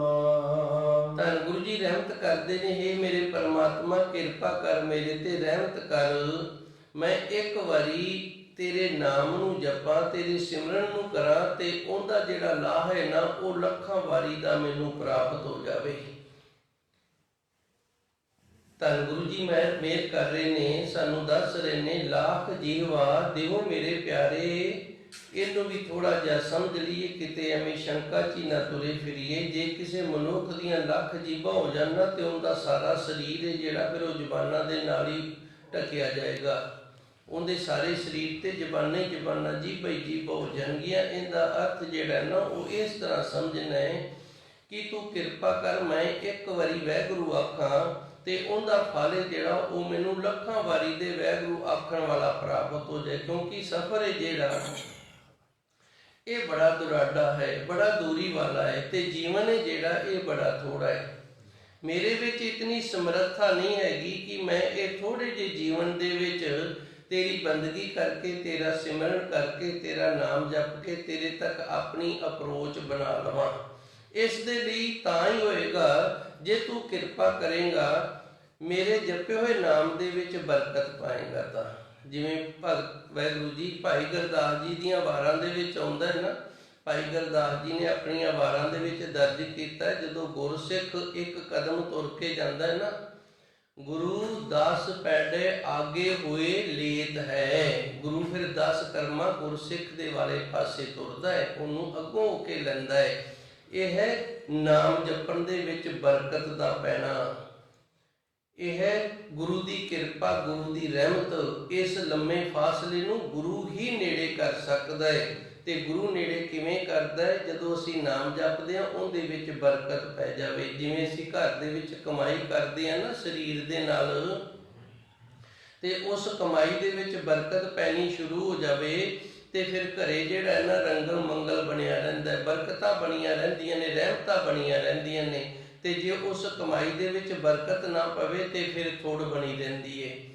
ਮੇਰੇ ਖਿਆਲ ਹੁਣ ਗੱਲ ਜਿਹੜੀ ਹੈ ਨਾ ਉਹ ਪਕੜ ਦੇ ਵਿੱਚ ਆ ਗਈ ਹੋਏਗੀ। ਧੰਨ ਗੁਰੂ ਜੀ ਰਹਿਮਤ ਕਰਦੇ ਨੇ, ਲਾਖ ਜੀਵਾ ਦੇਹੋ ਮੇਰੇ ਪਿਆਰੇ, ਇਹ ਮੇਰੇ ਪਿਆਰੇ ਪ੍ਰੀਤਮ ਮੇਰੇ ਸੱਚੇ ਸਤਿਗੁਰੂ ਜੀ ਕਿਰਪਾ ਕਰ, ਮੇਰੇ ਤੇ ਇਸ ਤਰ੍ਹਾਂ ਦੀ ਰਹਿਮਤ ਕਰ, ਮੈਂ ਇੱਕ ਵਾਰੀ ਵਾਹਿਗੁਰੂ ਆਖਾਂ ਤੇ ਉਹਦਾ ਜਿਹੜਾ ਲਾਹਾ ਹੈ ਨਾ ਉਹ ਮੈਨੂੰ ਲੱਖਾਂ ਵਾਰੀ ਦੇ ਵਾਹਿਗੁਰੂ ਆਖਣ ਜਿੰਨਾ ਪ੍ਰਾਪਤ ਹੋ ਜਾਵੇ। ਮੁਖ ਹਰ ਅਰਾਧੇ ਮੇਰਾ ਰਾਮ। ਇਹਦੀ ਸਮਝ ਫੇਰ ਹੀ ਆਉਂਦੀ ਹੈ ਜਦੋਂ ਆਪਾਂ ਪੂਰਾ ਸ਼ਬਦ ਪੜ੍ਹਦੇ ਹਾਂ। ਹੁਣ ਵੇਖੋ ਵਿਸ਼ਰਾਮ ਤੋਂ ਅੱਗੇ ਜਿਹੜੀ ਤੋਕੇ ਉਹਦੇ ਵਿੱਚ ਗੁਰੂ ਜੀ ਨੇ ਕਿਰਪਾ ਕੀਤੀ, ਮੁਖ ਹਰ ਅਰਾਧੇ ਮੇਰਾ ਰਾਮ। ਮੇਰਾ ਮੁਖ ਹੈ ਨਾ ਜਿਹੜਾ ਉਹ ਵਾਹਿਗੁਰੂ ਆਖੇ, ਮੁਖ ਹਰ ਅਰਾਧੇ ਮੇਰਾ ਰਾਮ। ਹੈ ਮੇਰੇ ਰਮੇ ਹੋਏ ਪਰਮਾਤਮਾ, ਮੈਂ ਆਪਣੇ ਮੁਖ ਦੇ ਨਾਲ ਤੇਰੀ ਅਰਾਧਨਾ ਕਰਾਂ। ਲਾਖ ਜੀਵਾ ਦਿਓ ਮੇਰੇ ਪਿਆਰੇ, ਇਹ ਮੇਰੇ ਵਾਹਿਗੁਰੂ ਜਿਹੜਾ ਮੈਂ ਇੱਕ ਹੀ ਵਾਹਿਗੁਰੂ ਆਖਿਆ ਨਾ ਉਹਦਾ ਇਤਨਾ ਲਾਭ ਹੋਵੇ ਕਿ ਲੱਖਾਂ ਜ਼ਬਾਨਾਂ ਦੇ ਨਾਲ ਜਿਹੜਾ ਜਪਿਆ ਸਿਮਰਨ ਕੀਤਾ ਹੈ ਉਸ ਦਾ ਫਲ ਪ੍ਰਾਪਤ ਹੋ ਜਾਵੇ ਜੀ। ਹਰ ਆਰਾਧੇ ਜਨ ਪੰਥ ਸਾਧੇ, ਦੁਖ ਨਾ ਵਿਆਪੈ ਕੋਈ। ਜਦੋਂ ਇਸ ਤਰ੍ਹਾਂ ਤੇਰੀ ਰਹਿਮਤ ਹੋ ਜਾਏਗੀ, ਤੇਰੀ ਮਿਹਰ ਹੋ ਜਾਏਗੀ, ਨਾਮ ਜਪੇ ਦੇ ਵਿੱਚ ਬਰਕਤਾਂ ਪੈ ਜਾਣਗੀਆਂ, ਫਿਰ ਜਦੋਂ ਹਰੀ ਪਰਮਾਤਮਾ ਦੀ ਅਰਾਧਨਾ ਕਰਾਂਗੇ, ਨਾਮ ਜਪਾਂਗੇ, ਜਮ ਪੰਥ ਸਾਧੇ, ਫਿਰ ਜਮਾਂ ਦਾ ਜਿਹੜਾ ਰਸਤਾ ਇਹ ਸਾਧਿਆ ਜਾਏਗਾ। ਸਾਧੇ ਦਾ ਅਰਥ ਸਿੱਧ ਹੋ ਜਾਵੇਗਾ। ਫਿਰ ਇੱਥੇ ਜਮ ਨੇ ਨਾ ਜਿਹੜੇ ਉਹ ਨਹੀਂ ਆਉਣਗੇ। ਫਿਰ ਇਹ ਜਮਾ ਦੀ ਥਾਂ ਤੇ ਸਾਨੂੰ ਲੈਣ ਕੌਣ ਆਏਗਾ? ਫਿਰ ਗਣ ਲੈਣ ਵਾਸਤੇ ਆਉਣਗੇ। ਦੋ ਹੁੰਦੇ ਨੇ, ਇੱਕ ਜਮ ਹੁੰਦੇ ਨੇ, ਇੱਕ ਗਣ ਹੁੰਦੇ ਨੇ। ਜਿਹੜਾ ਪਾਪੀ ਮਨੁੱਖ ਹੈ ਉਹਨੂੰ ਜਮ ਲੈਣ ਵਾਸਤੇ ਆਉਂਦੇ ਨੇ, ਤੇ ਜਿਹੜਾ ਗੁਰਮੁਖ ਪਿਆਰਾ ਹੈ ਨਾ ਉਹਨੂੰ ਗਣ ਲੈਣ ਵਾਸਤੇ ਆਉਂਦੇ ਨੇ। ਹਰ ਅਰਾਧੇ ਜਮ ਪੰਥ ਸਾਧੇ। ਗੁਰੂ ਮਹਾਰਾਜ ਜੀ ਰਹਿਮਤ ਕਰਦੇ ਨੇ, ਇਸ ਤਰ੍ਹਾਂ ਤੇਰੇ ਰਹਿਮਤ ਕਿਰਪਾ ਦਾ ਸਦਕੇ ਦੇ ਨਾਲ ਨਾਮ ਜਪਿਆ ਤੇਰਾ, ਜਦੋਂ ਉਹਦੇ 'ਚ ਬਰਕਤਾਂ ਪੈ ਜਾਣਗੀਆਂ, ਫਿਰ ਅਰਾਧਨਾ ਕਰੇ ਤੋਂ ਜਮਾਂ ਦਾ ਰਸਤਾ ਹੈ, ਫਿਰ ਇਹ ਸਿੱਧ ਹੋ ਜਾਵੇਗਾ। ਇੱਧਰ ਦਾ ਸਾਨੂੰ ਦੁੱਖ ਨਹੀਂ ਹੋਏਗਾ, ਤੇ ਕਿਸੇ ਪ੍ਰਕਾਰ ਦਾ ਦੁੱਖ ਨਾ ਵਿਆਪੇ। ਕੋਈ ਵੀ ਸਰੀਰ ਨੂੰ ਕਿਸੇ ਪ੍ਰਕਾਰ ਦਾ ਦੁੱਖ ਵੀ ਨਹੀਂ ਲੱਗੇਗਾ ਜੀ। ਜਾਲ ਥਲ ਮਹੀਲ ਪੂਰਨ ਸੁਆਮੀ, ਜਤ ਦੇਖਾਂ ਤਤ ਸੋਈ। ਇਹ ਮੇਰੇ ਵਾਹਿਗੁਰੂ ਜੀ, ਜਲ ਦੇ ਵਿੱਚ ਜਿਤਨੇ ਪ੍ਰਕਾਰ ਦੇ ਜੀਵ ਰਹਿੰਦੇ ਨੇ, ਥਲ ਸੁੱਕੀ ਥਾਂ ਤੇ ਜਿਤਨੇ ਪ੍ਰਕਾਰ ਦੇ ਜੀਵ ਰਹਿੰਦੇ ਨੇ, ਮਹੀਲ ਪਲਾੜ ਦੇ ਵਿੱਚ ਜਿਤਨੇ ਪ੍ਰਕਾਰ ਦੇ ਜੀਵ ਰਹਿੰਦੇ ਨੇ, ਪੂਰਨ ਤੂੰ ਸਾਰਿਆਂ ਦੇ ਵਿੱਚ ਪਰਿਪੂਰਨ ਨੇ, ਕਿਸੇ ਦੇ ਵਿੱਚ ਤੇਰੀ ਊਣਤਾ ਹੀ ਨਹੀਂ ਹੈਗੀ, ਤੇ ਸਾਰਿਆਂ ਦਾ ਤੂੰ ਮਾਲਕ ਹੈ। ਜਿੱਧਰ ਵੀ ਮੈਂ ਵੇਖਦਾ ਉਧਰ ਸੱਚੇ ਸਤਿਗੁਰੂ ਜੀ ਆਪ ਜੀ ਦੇ ਹੀ ਦਰਸ਼ਨ ਹੁੰਦੇ ਹਨ ਜੀ। ਭਰਮ ਮੋਹ ਵਿਕਾਰ ਨਾਠੇ, ਪ੍ਰਭ ਨੇਰਹੁ ਤੇ ਨੇਰਾ। ਜਿਨ੍ਹਾਂ ਦੇ ਅੰਦਰੋਂ ਭਰਮ ਦਾ ਨਾਸ ਹੋ ਗਿਆ, ਮੋਹ ਦਾ ਨਾਸ ਹੋ ਗਿਆ, ਵਿਕਾਰਾਂ ਦਾ ਨਾਸ ਹੋ ਗਿਆ, ਪ੍ਰਭੂ ਪਰਮਾਤਮਾ ਸੱਚੇ ਸਤਿਗੁਰ ਉਹਨਾਂ ਤੇ ਨੇੜੇ ਤੋਂ ਵੀ ਨੇੜੇ ਨੇ। ਨੇਰ ਹੂ ਤੇ ਨੇਰਾ, ਇਹਦਾ ਅਰਥ ਹੈ ਨੇੜੇ ਤੋਂ ਵੀ ਨੇੜੇ। ਉਹਨਾਂ ਦੇ ਪ੍ਰਭੂ ਪਰਮਾਤਮਾ ਨੇੜੇ ਤੋਂ ਵੀ ਨੇੜੇ ਨੇ, ਜਿਨ੍ਹਾਂ ਨੇ ਆਪਣੇ ਅੰਦਰੋਂ ਭਰਮ ਦਾ ਨਾਸ ਕਰ ਲਿਆ, ਆਪਣੇ ਅੰਦਰੋਂ ਮੋਹ ਦਾ ਨਾਸ ਕਰ ਲਿਆ, ਆਪਣੇ ਅੰਦਰੋਂ ਵਿਕਾਰਾਂ ਦਾ ਨਾਸ ਕਰ ਲਿਆ। ਸੱਚੇ ਸਤਿਗੁਰ ਦੀ ਉਹਨਾਂ ਗੁਰਮੁਖ ਪਿਆਰਿਆਂ ਤੇ ਇਤਨੀ ਬਖਸ਼ਿਸ਼ ਰਹਿਮਤ ਹੋ ਗਈ ਕਿ ਉਹ ਪਰਮਾਤਮਾ ਨੇੜੇ ਤੋਂ ਵੀ ਨੇੜੇ ਹੋ ਕੇ ਉਹਨਾਂ ਤੇ ਰਹਿਮਤ ਕਿਰਪਾ ਕਰ ਰਿਹਾ। ਭਗਤ ਜੀ ਦਾ ਫਰਮਾਨ ਆਉਂਦਾ ਹੈ, ਭਗਤ ਰਵਿਦਾਸ ਜੀ ਦਾ, ਰਵਿਦਾਸ ਹੱਥ ਪੈ ਨੇੜੇ, ਉਹ ਹੱਥ ਤੋਂ ਵੀ ਨੇੜੇ ਹੈ। ਜਦੋਂ ਕੋਈ ਸਾਡੇ ਮੂੰਹ ਤੇ ਥੱਪੜ ਮਾਰਦਾ ਹੈ ਨਾ, ਜਾਂ ਕੋਈ ਹੋਰ ਕੁਝ ਮਾਰਦਾ ਹੈ, ਤੇ ਅਸੀਂ ਹੱਥ ਨੂੰ ਅੱਗੇ ਕਰ ਲੈਂਦੇ ਹਾਂ ਵੀ ਸਾਡੇ ਸਰੀਰ ਤੇ ਚੋਟ ਨਾ ਲੱਗੇ। ਹੱਥਾਂ ਨੂੰ ਸਭ ਤੋਂ ਜ਼ਿਆਦਾ ਸਰੀਰ ਦੇ ਵਫਾਦਾਰ ਮੰਨਿਆ। ਆ ਬੱਚੇ ਦੇ ਥੱਪੜ ਮਾਰਵੇ, ਆਪਣੀ ਗੱਲ ਤੇ ਹੱਥ ਰੱਖ ਲਵੇਗਾ, ਪਰ ਭਗਤ ਜੀ ਕਹਿੰਦੇ ਨੇ ਉਹ ਹੱਥ ਤੋਂ ਵੀ ਨੇੜੇ ਹੈ। ਉਹ ਹੱਥ ਤੋਂ ਕਿਵੇਂ ਨੇੜੇ ਹੈ? ਜਦੋਂ ਕੋਈ ਕਿਸੇ ਗੁਰਮੁਖ ਪਿਆਰੇ ਦਾ ਬੁਰਾ ਕਰਨ ਵਾਸਤੇ ਘਰੋਂ ਚੱਲਦਾ ਹੈ ਨਾ, ਤੇ ਉਹ ਆਣ ਕੇ ਥੱਪੜ ਮਾਰੇਗਾ, ਹੱਥ ਨੇ ਤਾਂ ਫਿਰ ਰੱਖਿਆ ਕਰਨੀ ਹੈ ਨਾ। ਉਹ ਪ੍ਰਭੂ ਪਰਮਾਤਮਾ ਉਦੋਂ ਤੋਂ ਹੀ ਉਹ ਆਪਣੇ ਗੁਰਮੁਖ ਪਿਆਰੇ ਦੀ ਰੱਖਿਆ ਕਰਨੀ ਸ਼ੁਰੂ ਕਰ ਦਿੰਦਾ ਹੈ। ਇਸ ਦਾ ਪ੍ਰਮਾਣ ਹੈ, ਆਪਣੇ ਕੋਲੇ ਸਬੂਤ ਹੈ। ਜਿਸ ਵਕਤ ਬਾਬਾ ਪ੍ਰਿਥੀ ਜੀ ਸੂਲੀ ਖਾਨ ਨੂੰ ਚੜਾ ਕੇ ਲੈ ਕੇ ਆਏ ਸਨ, ਉਸ ਵਕਤ ਧੰਨ ਗੁਰੂ ਅਰਜਨ ਦੇਵ ਜੀ ਸੱਚੇ ਸਤਿਗੁਰ ਨੂੰ ਸੰਗਤਾਂ ਨੇ ਬੇਨਤੀ ਕੀਤੀ ਕਿ ਹੈ ਸੱਚੇ ਸਤਿਗੁਰ ਜੀ, ਸਾਨੂੰ ਕੋਈ ਨਾ ਕੋਈ ਯਤਨ ਕਰਨਾ ਚਾਹੀਦਾ ਹੈ, ਕੋਈ ਚਾਰ ਮੁਖੀ ਲੈ ਕੇ ਤੇ ਅੱਗੋਂ ਦੀ ਹੋ ਕੇ ਮਿਲ ਲੈਣਾ ਚਾਹੀਦਾ ਹੈ। ਹੋਰ ਅਨੇਕ ਪ੍ਰਕਾਰ ਦੇ ਜਿਹੜੇ ਸਲਾਹਾਂ ਰਾਇਆਂ ਦੇਣ ਵਾਲੇ ਸਨ, ਤੇ ਗੁਰੂ ਮਹਾਰਾਜ ਜੀ ਰਹਿਮਤ ਕਰਦੇ ਨੇ, ਕਹਿੰਦੇ ਨੇ ਸਾਨੂੰ ਉਸ ਪਰਮਾਤਮਾ ਤੇ ਭਰੋਸਾ ਹੈ। ਹੱਥ ਪੈ ਨੇੜੇ, ਉਹ ਸਾਡੇ ਹੱਥ ਤੋਂ ਵੀ ਨੇੜੇ ਹੋ ਕੇ ਸਾਡੀ ਰੱਖਿਆ ਕਰੇਗਾ। ਤੇ ਫਿਰ ਕੀਤੀ ਸੂਲੀ ਖਾਨ ਸੀ ਜਿਹੜਾ, ਉਹ ਭੱਠੇ ਦੇ ਵਿੱਚ ਸੜ ਕੇ ਮਰ ਗਿਆ। ਇਸ ਤਰ੍ਹਾਂ ਭਗਤ ਜੀ ਕਹਿੰਦੇ ਨੇ ਵੀ ਪਰਮਾਤਮਾ ਜਦੋਂ ਕੋਈ ਗੁਰਮੁਖ ਪਿਆਰੇ ਦੇ ਉੱਤੇ ਚੜ੍ਹਾਈ ਕਰਕੇ ਆਉਂਦਾ ਹੈ ਨਾ, ਬੁਰਾ ਕਰਨ ਵਾਸਤੇ ਆਉਂਦਾ ਹੈ, ਤੇ ਉਦੋਂ ਹੀ ਆਪਣੇ ਪਿਆਰੇ ਦੀ ਰੱਖਿਆ ਕਰਨੀ ਸ਼ੁਰੂ ਕਰ ਦਿੰਦਾ ਹੈ। ਇਸ ਤਰ੍ਹਾਂ ਉਹ ਨੇੜਲੀਆਂ ਚੀਜ਼ਾਂ ਤੋਂ ਵੀ ਨੇੜੇ ਹੈ। ਸਾਡੇ ਜਿਹੜੇ ਨਜ਼ਦੀਕ ਤੋਂ ਨਜ਼ਦੀਕ ਅੰਗ ਨੇ ਨਾ, ਉਹਨਾਂ ਤੋਂ ਵੀ ਉਹ ਪਰਮਾਤਮਾ ਸੱਚੇ ਸਤਿਗੁਰ ਨੇੜੇ ਹੈ। ਹੁਣ ਗੁਰੂ ਜੀ ਰਹਿਮਤ ਕਰਦੇ ਨੇ, ਇਸ ਦੇ ਲਈ ਹੋਣਾ ਕੀ ਚਾਹੀਦਾ? ਇੱਕ ਸਾਡੇ ਅੰਦਰ ਭਰਮ ਨਹੀਂ ਹੋਣਾ ਚਾਹੀਦਾ। ਇਹ ਇੱਕ ਬੜੀ ਬੁਰੀ ਬਿਮਾਰੀ ਹੈ। ਭਰਮ ਕਿਵੇਂ ਹੈ? ਭਾਈ ਅੱਜ ਮੰਗਲਵਾਰ ਹੈ, ਅੱਜ ਕੇਸੀ ਨਹੀਂ ਨਹਾਣਾ, ਅੱਜ ਬੁੱਧਵਾਰ ਹੈ, ਅੱਜ ਨਹਾਣਾ ਹੈ, ਅੱਜ ਸ਼ਨੀਵਾਰ ਹੈ, ਅੱਜ ਇਸ ਦਿਨ ਆਹ ਕੰਮ ਨਹੀਂ ਕਰਨਾ, ਆਹ ਕੰਮ ਕਰਨਾ ਹੈ। ਇਸ ਤਰ੍ਹਾਂ ਦੀਆਂ ਗੱਲਾਂ ਨੇ ਜਿਹੜੀਆਂ ਇਹ ਭਰਮ ਬਣਿਆ ਹੋਇਆ ਹੈ। ਮੋਹ ਪਰਿਵਾਰ ਦਾ ਹੈ, ਮੋਹ ਮਾਇਆ ਦਾ ਹੈ, ਤੇ ਵਿਕਾਰ ਨੇ ਜਿਹੜੇ, ਇਹ ਪੰਜ ਨੇ। ਇਹ ਸਾਰੇ ਦੇ ਸਾਰੇ ਜਿਹੜੇ ਗੁਰਮੁਖ ਪਿਆਰੇ ਦੇ ਅੰਦਰੋਂ ਨਾਸ ਹੋ ਗਏ ਨੇ, ਪ੍ਰਭੂ ਪਰਮਾਤਮਾ ਫਿਰ ਨੇੜੇ ਤੋਂ ਨੇੜੇ ਹੋ ਕੇ ਉਹਨਾਂ ਦੀ ਰੱਖਿਆ ਕਰਦਾ ਹੈ ਜੀ। ਨਾਨਕ ਕੋ ਪ੍ਰਭ ਕਿਰਪਾ ਕੀਜੈ, ਨੇਤਰ ਦੇਖੈ ਦਰਸ ਤੇਰਾ। ਹੇ ਮੇਰੇ ਪਰਮਾਤਮਾ, ਹੇ ਮੇਰੇ ਸੱਚੇ ਸਤਿਗੁਰ ਜੀ, ਸਾਡੇ ਤੇ ਸਾਰਿਆਂ ਤੇ ਕਿਰਪਾ ਹੋ ਜਾਵੇ। ਗੁਰੂ ਮਹਾਰਾਜ ਜੀ ਰਹਿਮਤ ਕਰਦੇ ਨੇ, ਨਾਨਕ ਕੋ ਪ੍ਰਭ ਕਿਰਪਾ ਕੀਜੇ, ਸਾਡੇ ਤੇ ਵੀ ਕਿਰਪਾ ਕਰੋ ਕਿ ਅਸੀਂ ਹਿਰਦੇ ਰੂਪੀ ਨੇਤਰਾਂ ਦੇ ਨਾਲ ਉਸ ਪ੍ਰਭੂ ਪਰਮਾਤਮਾ ਦੇ ਦਰਸ਼ਨ ਕਰ ਲਈਏ। ਧੰਨ ਗੁਰਬਾਣੀ ਦੇ ਅੰਦਰ ਫਰਮਾਨ ਆਉਂਦਾ ਹੈ ਕਿ ਜਿਗਿਆਸੂ ਦੇ ਰੂਪ ਦੇ ਵਿੱਚ ਸਵਾਲ ਕੀਤਾ ਗਿਆ ਹੈ, ਜੇ ਪੁਰਖ ਨਦਰ ਨ ਆਵੀ, ਕਿਉਂਕਿ ਉਹ ਅਦ੍ਰਿਸ਼ ਹੈ, ਦਿਸਦਾ ਨਹੀਂ, ਨਦਰ ਨਹੀਂ ਆਉਂਦਾ। ਜੇ ਪੁਰਖ ਨਦਰ ਨ ਆਵੀ ਤਿਸ ਕਾ ਕਿਆ ਕਰ ਕਹਿਆ ਜਾਏ, ਤੇ ਫਿਰ ਉਹਦਾ ਕਿਹਾ ਕੀ ਜਾਵੇ, ਕੀਤਾ ਕੀ ਜਾਵੇ। ਫਿਰ ਇਸ ਦੇ ਨਾਲ ਹੀ ਅਗਲੀ ਤੁਕ ਦੇ ਵਿੱਚ ਗੁਰੂ ਜੀ ਇਸ ਜਿਗਿਆਸੂ ਦਾ ਸਵਾਲ ਦਾ ਜਵਾਬ ਦਿੰਦੇ ਨੇ, ਬਲਿਹਾਰੀ ਗੁਰ ਆਪਣੇ ਜਿਨ ਹਿਰਦੇ ਦਿੱਤਾ ਦਿਖਾਏ। ਗੁਰਬਾਣੀ ਆਪ ਦੇ ਸ਼ਬਦਾਂ ਦੀ ਆਪ ਵਿਆਖਿਆ ਕਰਦੀ, ਆਪ ਕਥਾ ਕਰਦੀ ਏ, ਲੋੜ ਹੈ ਤਾਂ ਕੇਵਲ ਤੇ ਕੇਵਲ ਸਮਝਣ ਦੀ। ਹੁਣ ਗੁਰੂ ਜੀ ਰਹਿਮਤ ਕਰਦੇ ਨੇ, ਅਸੀਂ ਗੁਰੂ ਤੋਂ ਵਾਰਨੇ ਬਲਿਹਾਰਨੇ ਜਾਂਦੇ ਹਾਂ, ਜਿਹੜੇ ਗੁਰੂ ਦੀ ਕਿਰਪਾ ਦੇ ਨਾਲ ਸਾਡਾ ਅਨੁਭਵੀ ਨੇਤਰ ਹੈ, ਜਿਹੜਾ ਗਿਆਨ ਵਾਲਾ ਨੇਤਰ ਹੈ, ਜਿਹੜਾ ਖੁੱਲ ਗਿਆ ਹੈ। ਤੀਜਾ ਨੇਤਰ ਜਿਹੜਾ ਇਹ ਖੁੱਲ ਗਿਆ, ਜਿਸ ਦੇ ਨਾਲ ਉਸ ਪ੍ਰਭੂ ਪਰਮਾਤਮਾ ਦੇ ਗੁਰੂ ਦੀ ਰਹਿਮਤ ਕਿਰਪਾ ਦੇ ਨਾਲ ਦਰਸ਼ਨ ਹੋ ਗਏ ਨੇ। ਨਾਨਕ ਕੋ ਪ੍ਰਭ ਕਿਰਪਾ ਕੀਜੇ, ਹੇ ਸੱਚੇ ਸਤਿਗੁਰੂ ਜੀ ਸਾਡੇ ਤੇ ਵੀ ਕਿਰਪਾ ਕਰੋ, ਨੇਤਰ ਦੇਖੇ ਦਰਸ ਤੇਰਾ, ਤੇ ਅਸੀਂ ਹਿਰਦੇ ਰੂਪੀ ਨੇਤਰਾਂ ਦੇ ਨਾਲ ਆਪ ਜੀ ਦੇ ਦਰਸ਼ਨ ਕਰ ਲਈਏ ਜੀ। ਕੋਟ ਕਰਨ ਦੀਜੈ ਪ੍ਰਭ ਪ੍ਰੀਤਮ, ਹਰ ਗੁਣ ਸੁਣੀ ਹੈ ਅਬਨਾਸੀ ਰਾਮ।